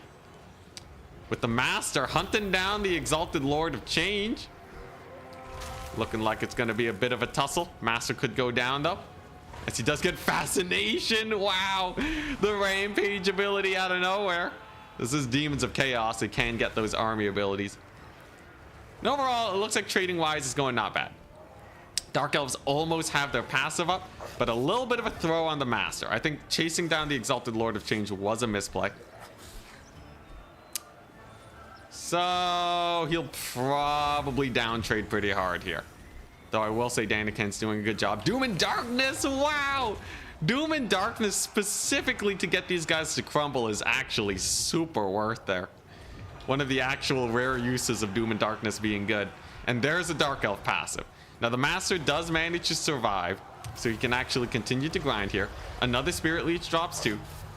But Daniken has to be starting to run low on magic. He's been using a ton of it. I would not expect him to have very much more in this situation. Plague Bearers are grinding against Bleak Swords, and it looks like they are doing fairly well. We'll see how the passive actually works there. And Tzeentch gets a little bit of magic. Nothing too crazy. I think the Tzeentch spell casting has been decent. Getting almost 2,000 gold value. But it hasn't really been making like the mega plays, right? Like those Bunas killing the Seekers was brutal. And it looks like he probably wants another one. Daniken doesn't have any extra magic amp. He's just using the baseline magic replenishment of the Supreme Sorceress. And yet he doesn't have enough for a Buna. So those Seekers are fairly safe. They'll be able to cook for a little while longer. Dark Elf passive very nearly wearing off. It looks like the Plague Bearers do hold. With a few flanks though, he might be able to break their leadership. I think Demons of Chaos generally are starting to fall a bit behind because of the breath attack action. And even though Daniken didn't have a perfect game, this was definitely good enough, it seems. However, another Seeker of Slanesh just come on in. You never know. Seekers of Slanesh on the defensive, they can get some pretty vicious charges with Fiends coming in too. We could see a big mopping up of the Dark Elf infantry if he is not careful. With only Dark Riders here to... oh no, those are Cold One Knights. Okay. So maybe the Cold One Knights can do it. Their anti-large might be able to trade up. But it's not over quite yet. If the Exalted Lord of Change manages to survive, and the Seekers manage and Fiends manage to trade up into the Cold One Knights, it could be a bad situation for Daniken, who doesn't have a lot of tickets. I'm a little bit worried for him. I'm a little bit worried, but full HP Supreme Sorceress is definitely a good time. He might even, I think he has one more breath attack maybe. Let's see, is he lining up for it? Breath attack on the Fiends would be huge. Soul Grinder actually friendly fires the Fiends, which is really bad. Seekers are really low. There's Soul Blight from its Doomfire Warlocks. I think there's just not enough for the Demons of Chaos here, right? Just simply not enough. Seems like the Plague Bearer strat doesn't really work against the Dragon Breaths. It seems like Dandakan once again makes his way to the grand finals. Can anybody stop this man? Also, yeah, you guys are absolutely sabotaging me. But, you know. Good practice is still good practice. I will say, the donation request also really helps me learn more about units that I wouldn't have otherwise taken a look at. So, yeah, while obviously it lowers my win rate, I still think it's fine. I still think it's fine. It sucks to lose, but I should be able to win. I should be able to win if I just become a god at the game. All right, new goal, just never make a misplay. Let's see, like, I almost won that last game with the Lord Throw and no Spellcaster. Like, come on, man. Hey, Charx, what's up? How'd the tourney go? Things are, it went okay. I think the response was okay. Response was very okay. And GG, yeah. Dandakan's Beast. Alrighty. So, Caradoc and Sipa, or whoever manages to face up against them. Yeah, Sipa and Ulrich Wall. Caradoc and Sipa versus Ulrich Wall should be going down soon. So you can see the dragon, 3,400 value, insane. That is crazy. And yeah, the Demons of Chaos just didn't really have a counter for her. A lot of the time, Demons of Chaos go for a bunch of blue and pink spam. Kind of surprised we didn't see that today, because they also tank pretty well against the Medusa. You can also blue fire her to death. And then you have a million blues and pinks, but the map was a little bit jankier for that kind of play style. Of course, the Cold One Knights could also be pretty painful against them, so. Interesting to see. This is usually a very bad matchup for Dark Elves. Good to see that Dandakan was able to win it. I gotta take more Dragon Cat or Dragon Lords and get those breath attacks. Clearly, like those, like the breath attacks and the Moonbird vortexes and all those like special abilities, you just gotta squeeze value out of them and suddenly you're doing good. Yeah, I forgot to bring my caster in the last game, which is kind of rough. That's a fun day though.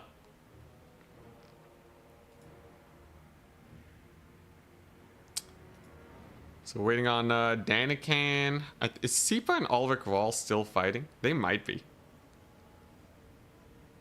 I sure hope not, though. We got a tournament to finish.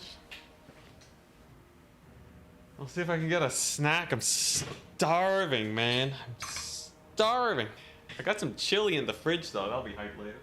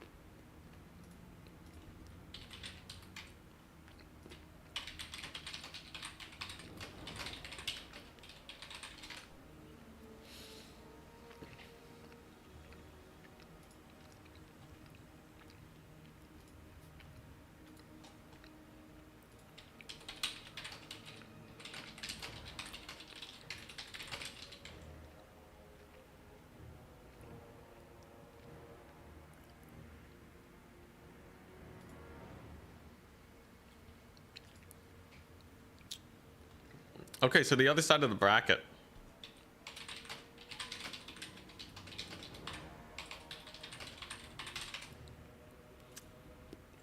Is going. So we'll get to spectate. Should be fun. Ulrich Wall and Sipa took a long time, I guess. Took a very long time.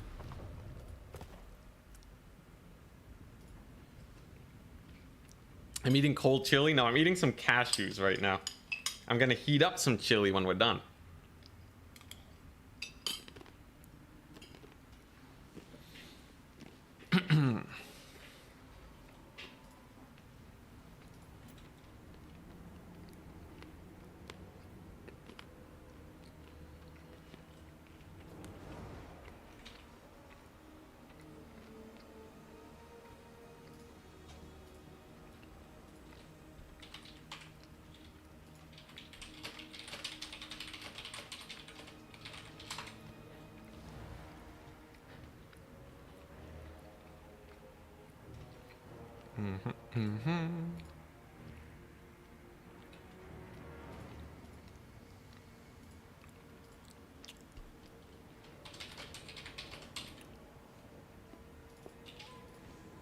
Wait.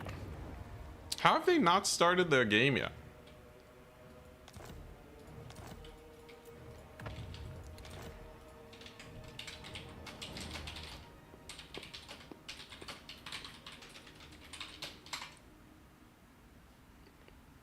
Okay, no.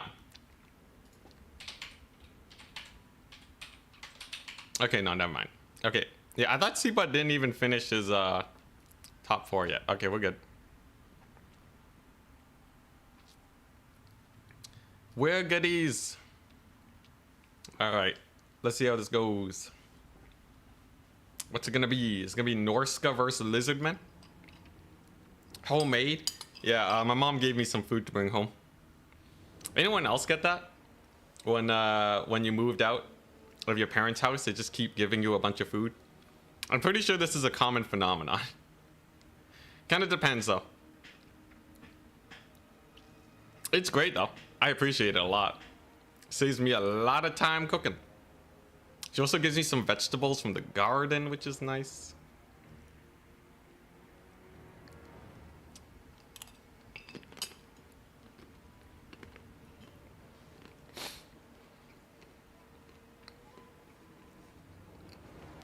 Must be a Canadian thing? Really?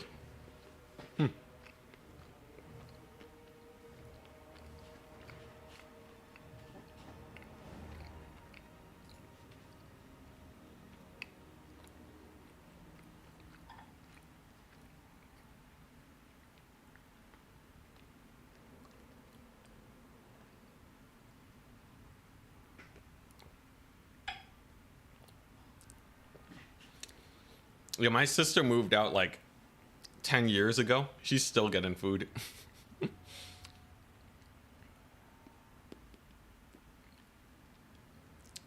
I guess it's hit or miss depending on the parents. Your mom makes fresh pesto for you every time you come by? Nice.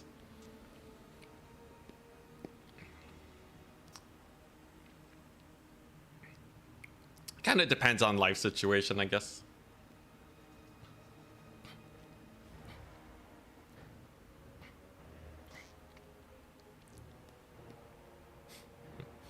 How's the gaming going? Pretty good. The Rapont strat was okay. It had some tussle, but it didn't like hard carry, you know?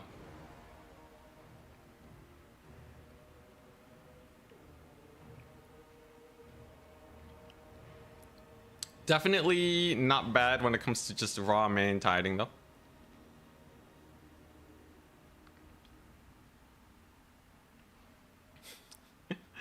It did make him Melkoth's my halberds. That was weird. I've never seen a man Melkoth's a unit of halberds before.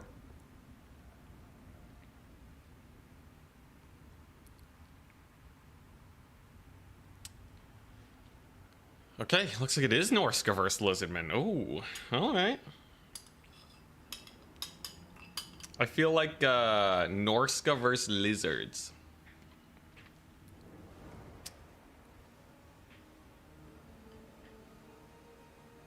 That's gotta be Lizardman favored, right?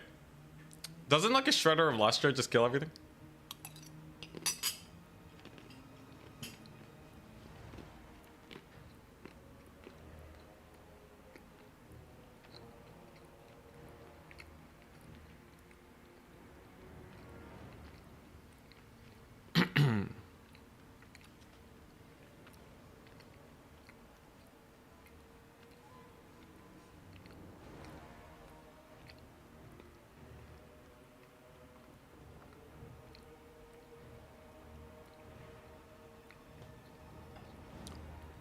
Your money's on Sipa? Sipa's pretty spooky.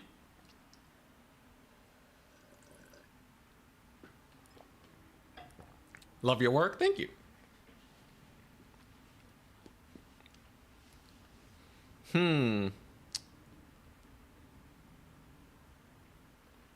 Keep up the proteins if you're working out. Oh yeah, true. Gotta get the meat in my system. Alright, let's take a look at this. Yeah, every time I finish a tournament, I just want to play another one right after. But it's not healthy. It's not too healthy. I have laundry that needs doing. I got that filthy work-life balance I gotta focus on.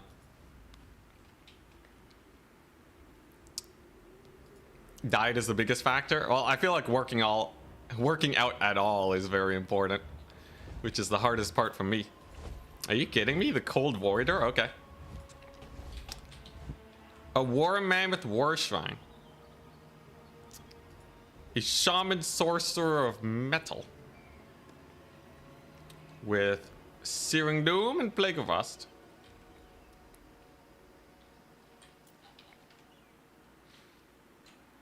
We are seeing Skin Cohort Javelins. Okay. Seems like, oh, interesting. Burning Head. So it's not a big monster build. It's just a normie infantry line.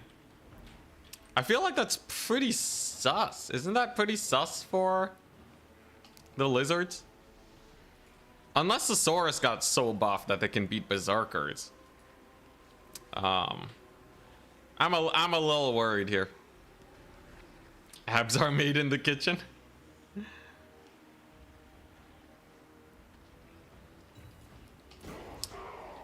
Huh.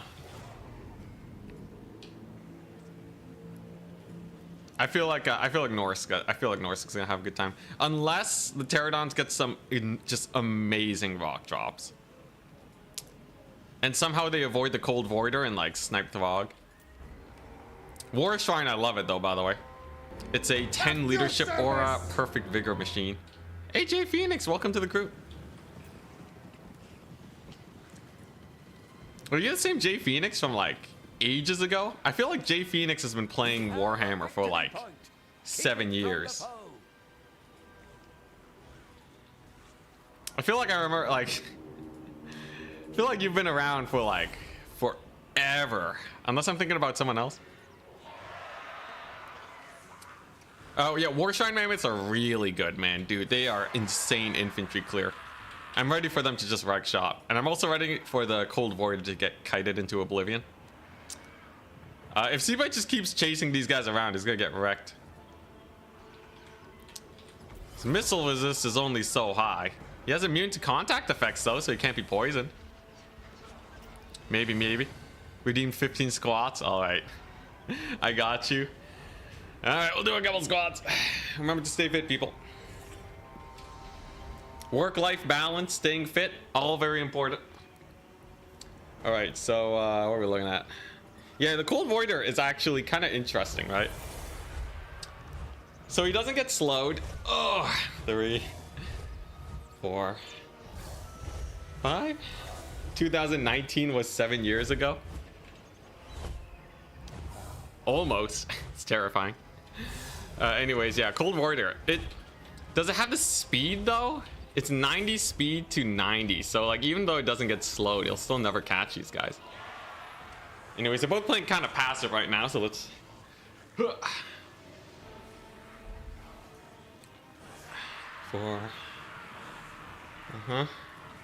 It's a very slow trading game. He'll eventually get it killed. He might actually run out of ammunition first. That would be the worst case scenario.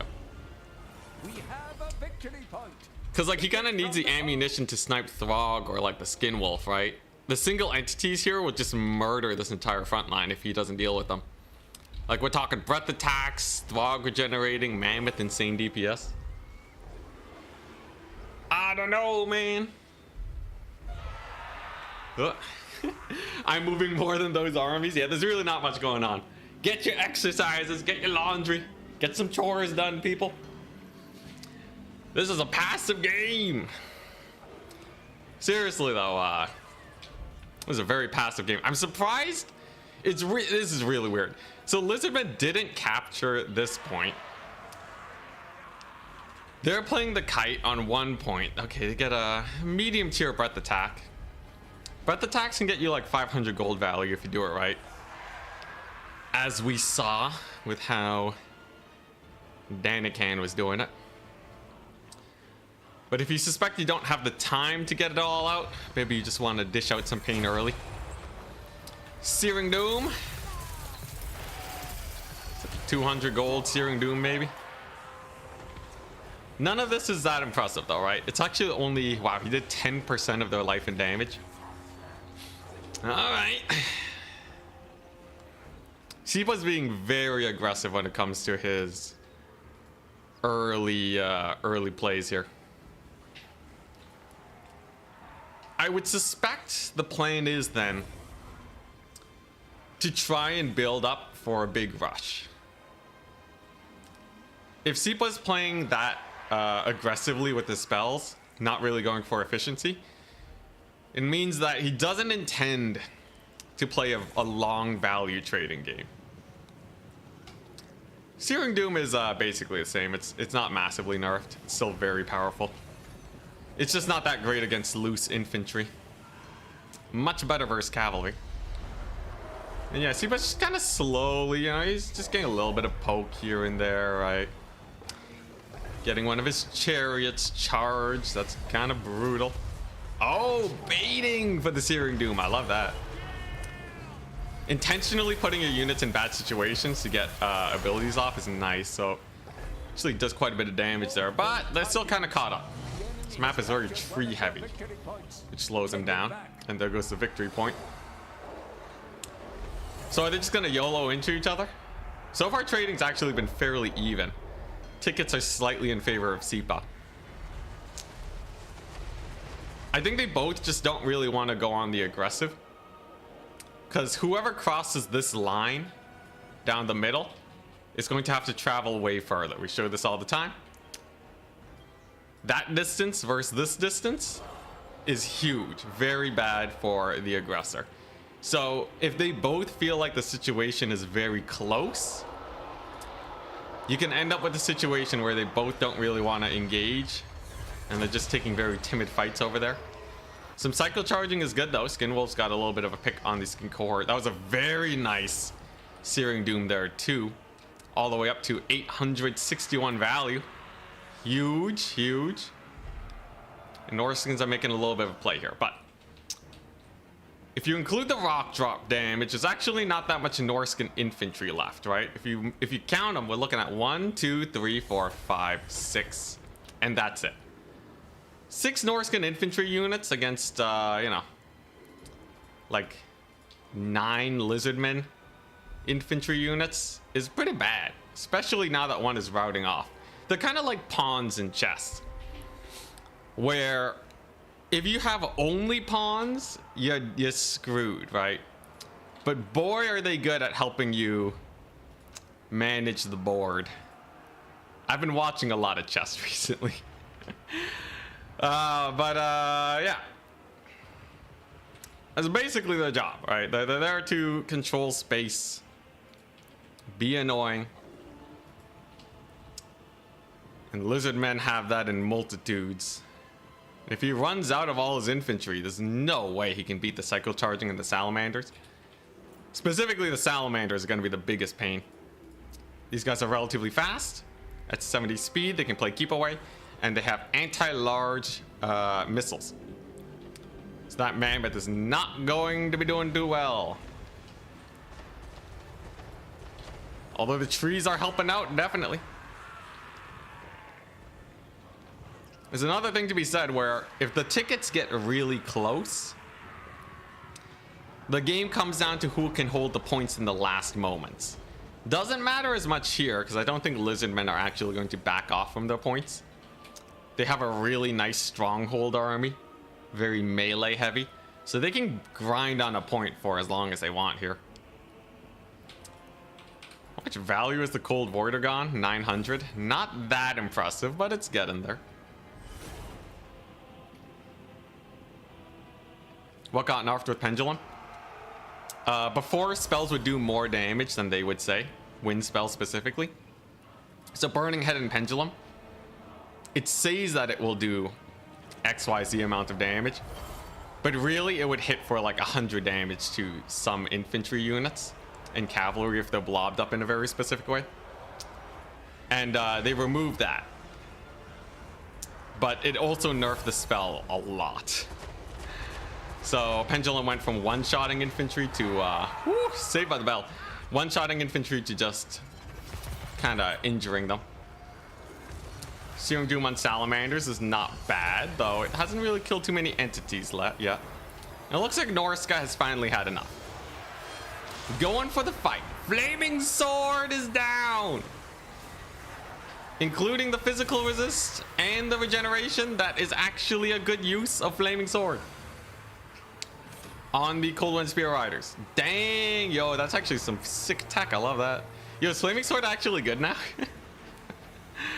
Yo, that's a very sick tech. That's a huge damage boost. Routes them off basically immediately before it wears off. Dang, yo, all right. I kind of like where that's going. In the meantime, on the right-hand side, Norskins have taken the point, but clock is ticking still, ticking very slowly, right? One of these, whoa, they have so many supplies. Okay. Saving up for something, I guess. This Cold Warrior is going for that backline dive. Here's the thing is, it'll be able to disrupt them, but if it gets surrounded by cavalry, it's just dead. Now, Norska is having a slightly better push-in. As you can see, the Lizardmen infantry are not doing too well against the Mammoth. Even with some Feral Cold One support, he really needs those Salamanders to cook. It seems like Norska's doing not bad. While the early game was a little janky, it seems like the melee frontline was just better, right? Saurus Warriors, they don't really do a lot of DPS, so the Marauders just kind of hold. In fact, most of the Saurus have actually routed. Not entirely sure what actually got rid of them. But this could be real bad for Lizardmen. The left side is collapsing very badly now. Gets a Burning Head on some Skin Wolves, but that's not going to really deal with them. Especially when you friendly fire your own Saurus Warriors. And the Salamanders are really just not shooting much, right? Okay, one of them finally gets a volley on some Marauder Ice Wolf Chariots. Should be able to handle that situation. It seems like the Lizardmen are starting to stabilize around this position. With a Chameleon Stalker summon too.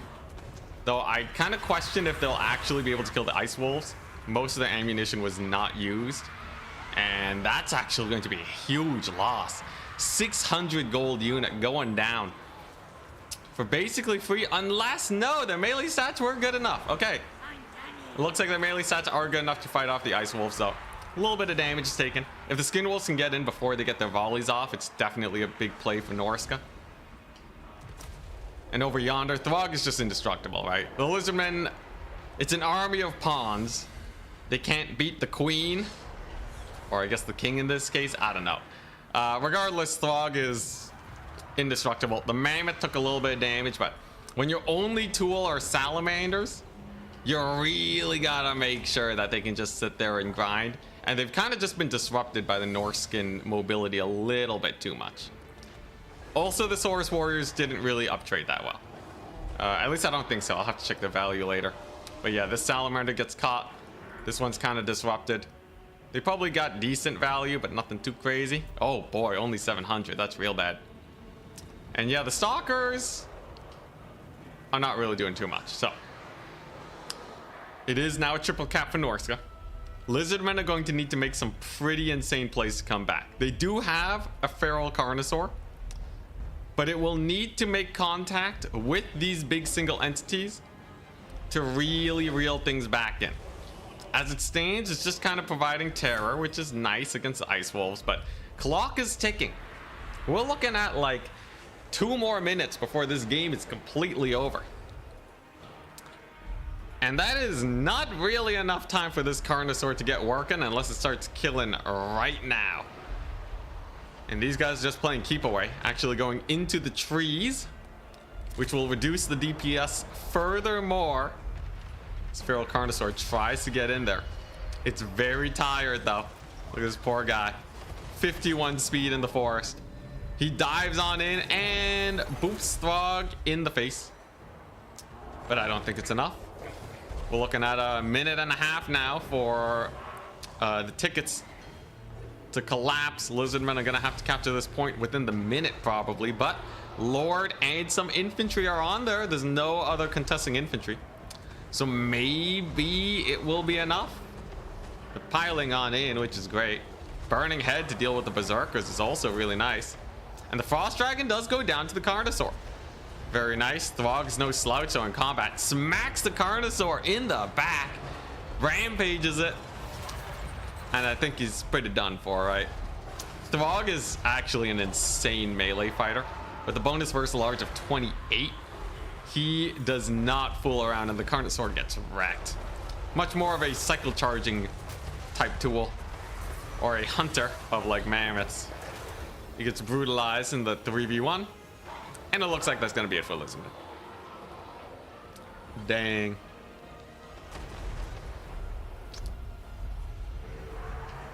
Yep, there it goes. Trying to catch up with chat and it's all about chess. Anyways, yeah, Sipa wins. Charix was correct. He put his money down on Sipa. There goes that Carnosaur. He's running for his life. Makes a quick turn. 58 speed to 75. Skinwolf leaves him alone to live another day. Now it's just this one toad. And dunking him. Can't even kill the Skinwolves. What's his damage? 320. Oh, he gets one Skinwolf. He doesn't do fire damage, but he does magic damage. Mammoth comes to say hello. Everyone's, you know, conga lining it. Yo, these toads are big. If Skinwolves are this big, this toad would be like 20 feet tall, right? Yeah, he's like almost 20 feet off the ground, like the top of his feathers. Yo, that's crazy. He's a big guy. He's gonna fight a mammoth. Who wins? Definitely the mammoth. Oh, dang, Fire Leech Bolas. Helping out, but yeah, no, he's dead. And he's massacred. GG. Which means we will head on into the finals against Daniken. Now let's see those Saurus Warriors. This one paid for itself. This one didn't. This one didn't. This one did. 50% payoff rate for the Saurus Warriors. Meanwhile, the Marauders, 3 out of 4 got pretty close to their value. Cold Voider was okay. I think it was controlled pretty well. It just didn't really have that much battlefield presence, but you never know if they're gonna bring like a Shredder of Lustria or something. Magic was not too great. Way better spell casting on Sipa's end. And the Salamanders just got shut down. Carnosaur did okay though. I feel like the Lizardman build really needed more monsters to contest against this. Because really the only thing they have are these javelins, though. Man, those javelins got a lot of work into. Kinda spooky. GG, well played. It's gonna be Daniken versus Sipa for the grand finals.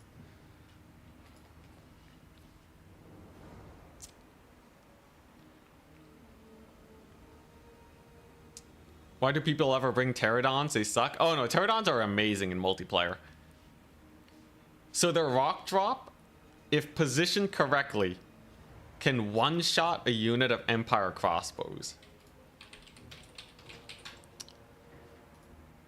A unit of Pterodons costs you 600 gold. A unit of Empire crossbows costs 475. I think. So, if used correctly, Pterodon riders can pay for themselves almost immediately and then skirmish their way for the rest of their value or desummon to get half their value back. But you have to be really good with their rock drops. In this case, we saw Pterodons because Norska has a bunch of javelins. And those are kind of a high priority target that need to be annihilated. So, That's why we saw them.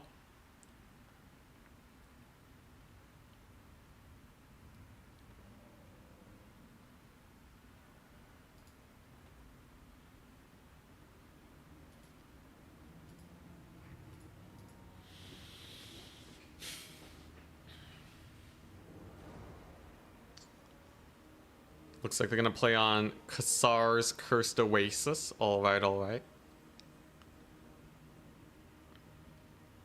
I would love to see Danican play another Dark Elf game. I think anyone who is tryharding in this tournament would probably ban Danican's Dark Elves though, right? He's a very well-known Dark Elf player at this point. He's been seen in the grand finals of Turin's tournaments. He's been in my tournaments all the time. Anyone who follows the scene even remotely or gets to semifinals on the regular has probably faced Danican's Dark Elves. But what this often does is it breeds some experimentation.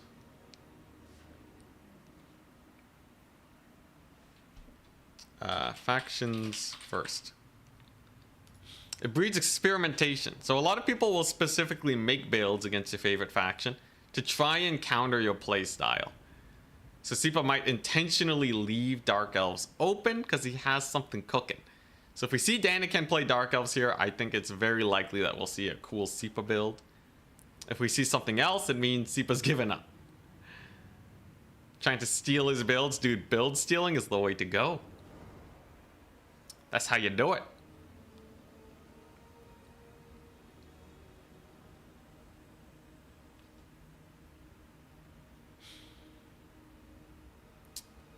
I would love to see people fighting against Danican's Dark Elves. Because I can just copy paste. I'm seeing Noriska's been doing very well, by the way.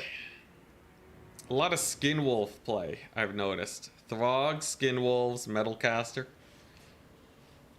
So much so that people are trying to hard counter Noriska with Flaming Sword.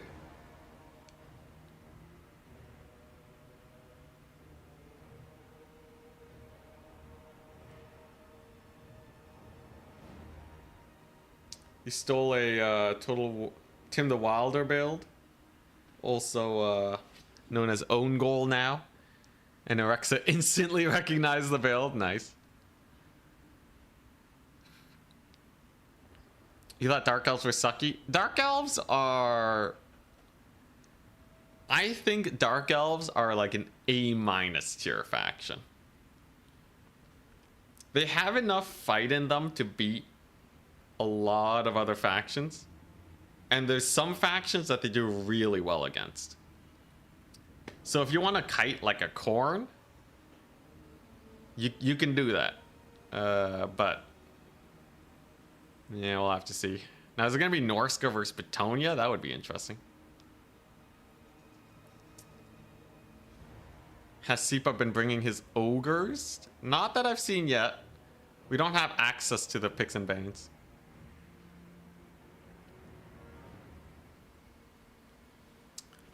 But yeah, I think Dark Elves are like A-, B+ tier. Maybe closer to B+ just because of how hard they are to play. But I think they cook pretty well. I guess, I don't know. There's a few big weaknesses with the faction, though, that is just much harder to forgive. And they got Malice Darkblade. Yep, they got good old Malice. The Darkblade. There's got to be some ethics code for scouting out strats as the host. I guess that is true. That is true. If this tournament was higher stakes, I would definitely zip it. I would definitely zip it. Both of these players are guaranteed to qualify for Turin's Grand Finals, though, so I don't have to worry as much. But yeah, I actually don't really know how Sipa plays as much, though, so.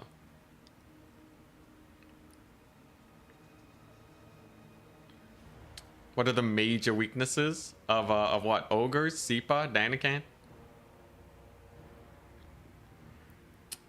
Is Sipa playing Dark Elves? Is it gonna be a reverse? Dude, you never play someone's main faction against them. That's the worst thing you can do. Because they have studied their faction so much. They have felt so much pain. They know how to defeat their own faction, okay? That would be bonkers, man. You don't do that. And he's gonna play Bretonia? Alright, here we go. Sipa does enjoy some Bretonia action.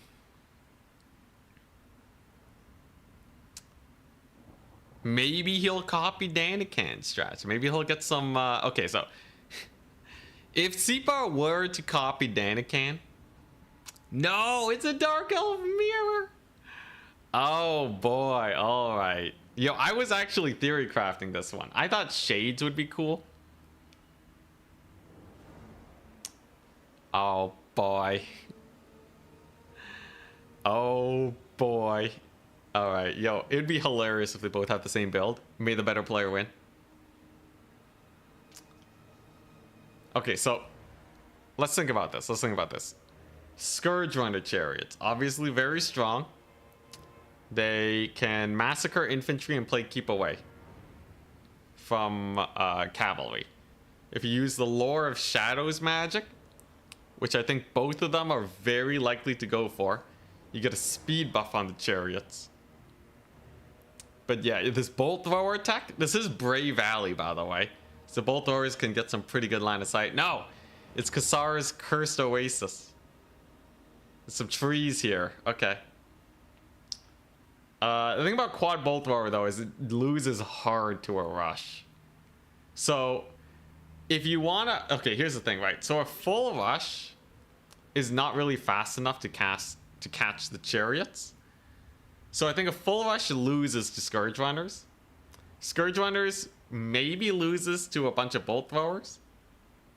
And Bolt Throwers loses to full rush. Now, I think it would be most interesting if they both played the same build. Same style. Alternatively, maybe there's some hidden tech. Danican, if there's one person that knows how to hard counter Scourge Runners, it's got to be Danican, right?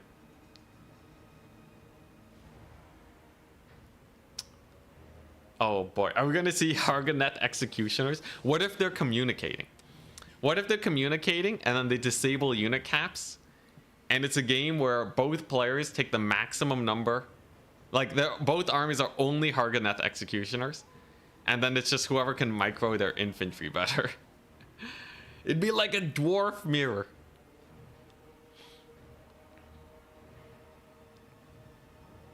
But yeah, I think on this map specifically, my gut is that Scourge Runners are the way to go. The cavalry is just way too slow, and Doomfire Warlocks don't really uptrade that well. Honestly, Scourge Runners are kind of insane.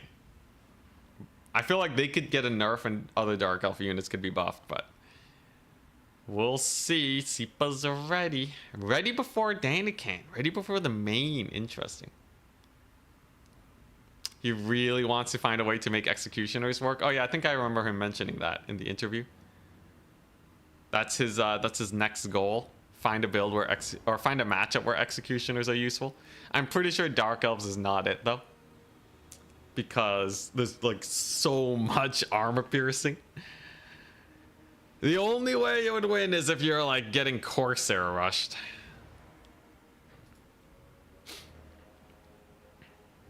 Remove caps, go full Bolt Thrower, and pray to God with the accuracy. Do you chevron your Bolt Throwers, or do you take more Bolt Throwers? What do you think is better, guys? Actual question. Is it better to just have more or accuracy? I'm more of a quantity type of guy, as many of you know.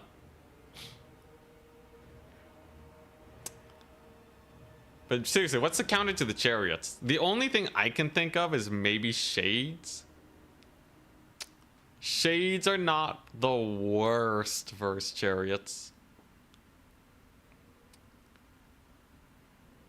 Man, you guys are way too obsessed with chevrons, I swear. The answer is never chevrons. It's never chevrons. Twitch chat got it right first. Accuracy through volume of fire. There you go. There you go. Mitchie, you've earned my respect. More Bolt Throwers. There we go.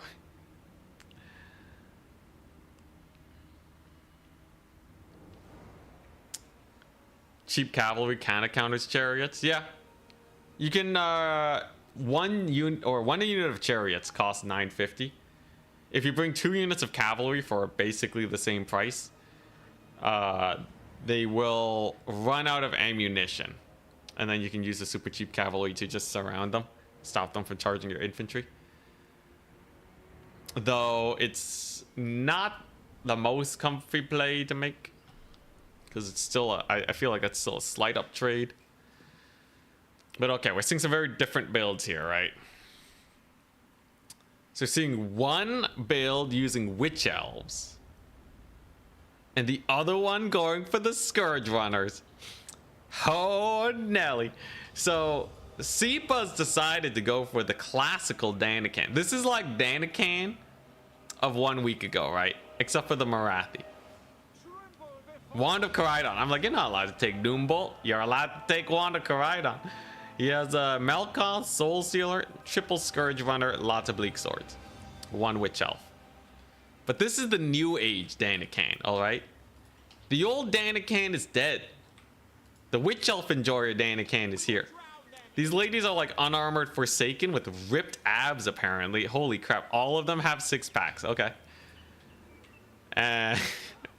Yo, that's crazy, man. Dude, they are working out those abs.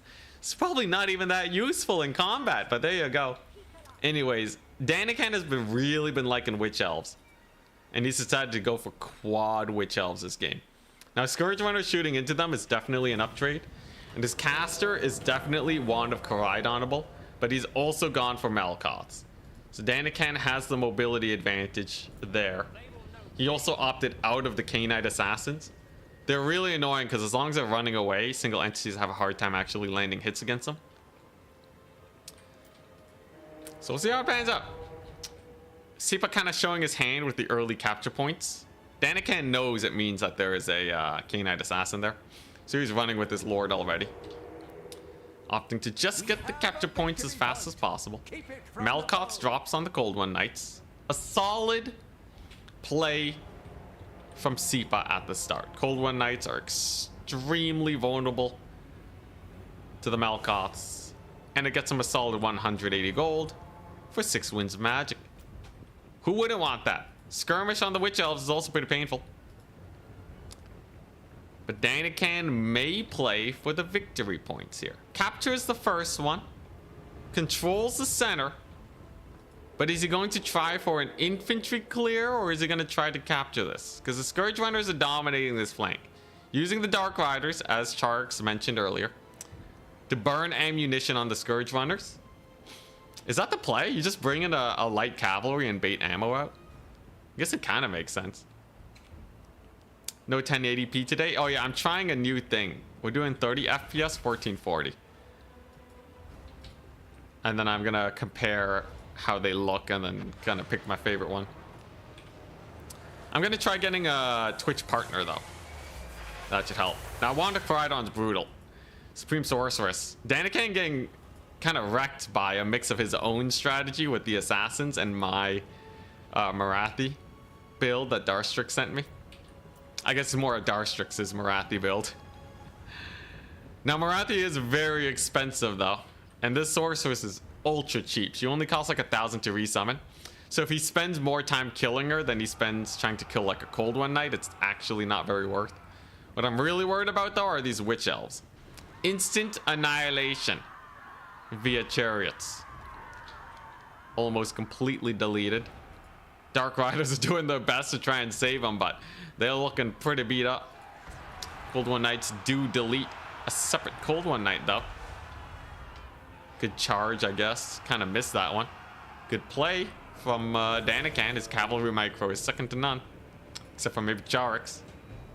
And there's a Dark Rider spam to shut down them Scourge Runners. The Scourge Runners are going to play keep away. Be very hard to catch. Are these guys getting boosted by speed right now? No. A solid second catch on the Cold One Knights though, for basically no losses. On Danican's side, he gets a whole unit of Cold One Knights. That's a 1,000 gold swing.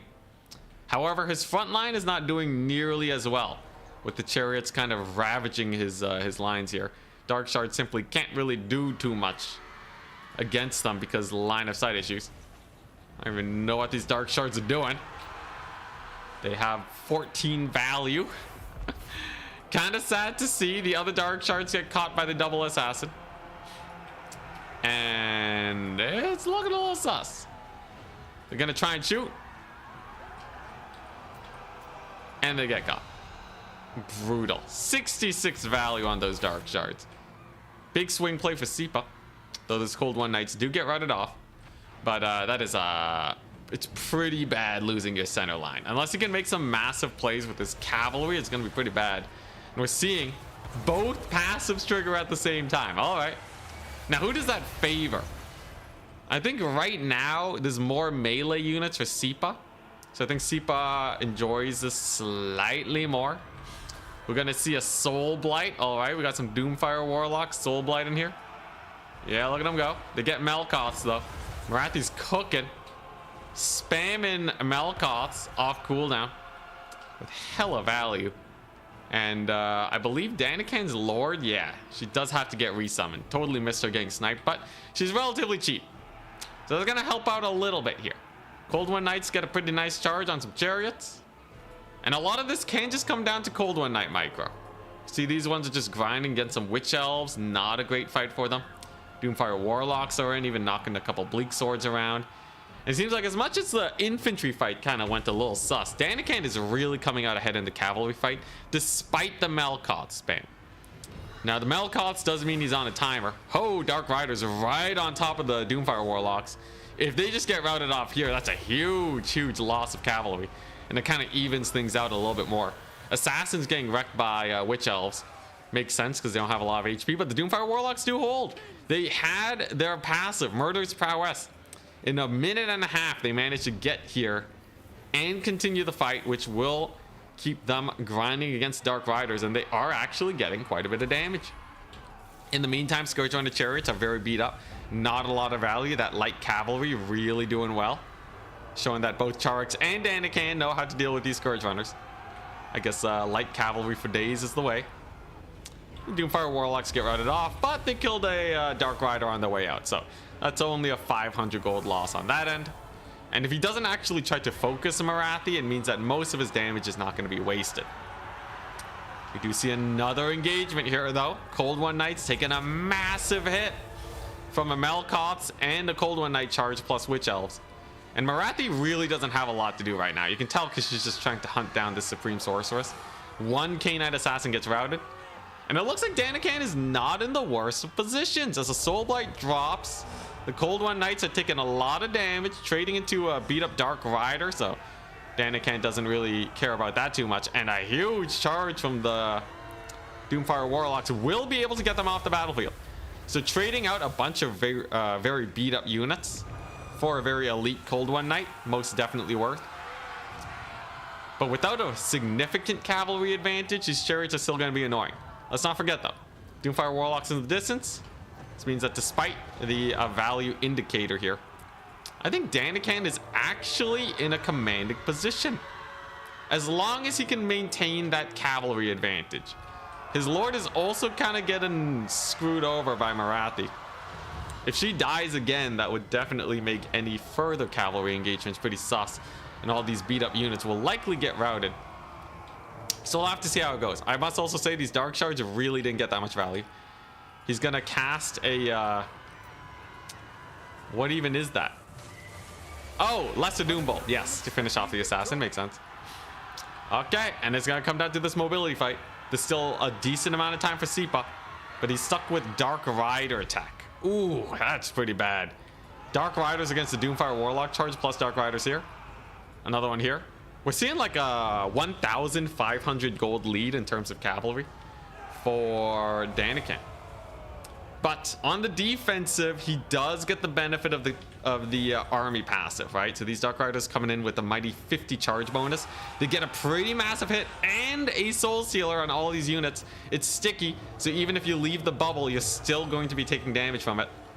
And that's going to finish off all of the infantry, a Dark Rider, and another Dark Rider may even route too. That's a crazy AoE. Oh my goodness. But the Doomfire Warlocks still live. However, the Chariots can definitely bully them. This is a really close game in terms of trading.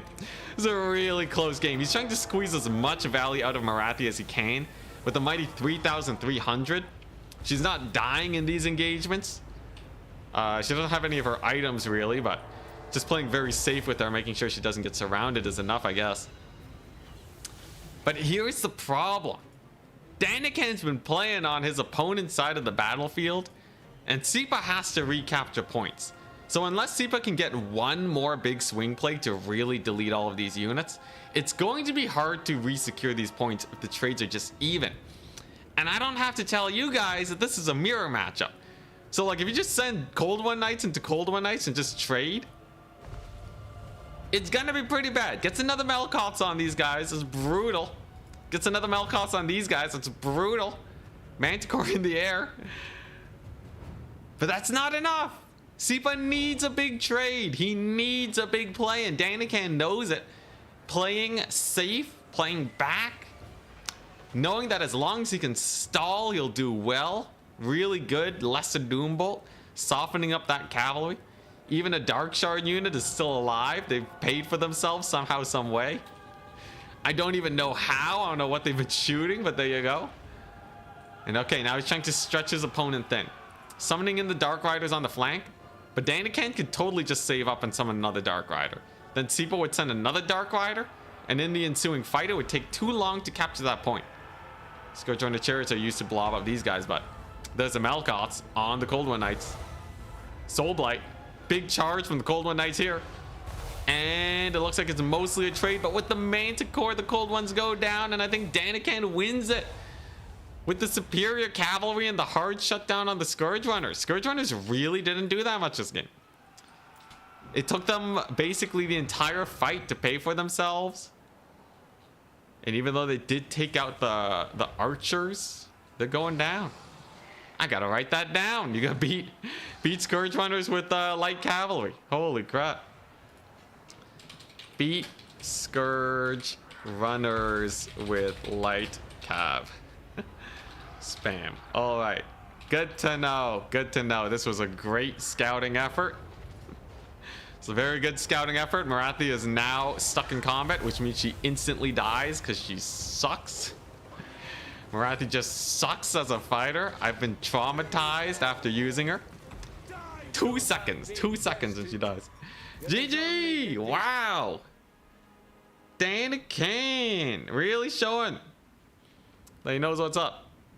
Winning the match at Daniken. Congrats on the Dark Elf victory. Dark Elf Civil War victory. GG's. Yeah, honestly, I don't know how I feel about the Assassins. They did okay though, they paid for themselves. His Witch Elves got Omega value. That's surprising considering the Chariots. The Chariots only did okay. Impressive. Huh.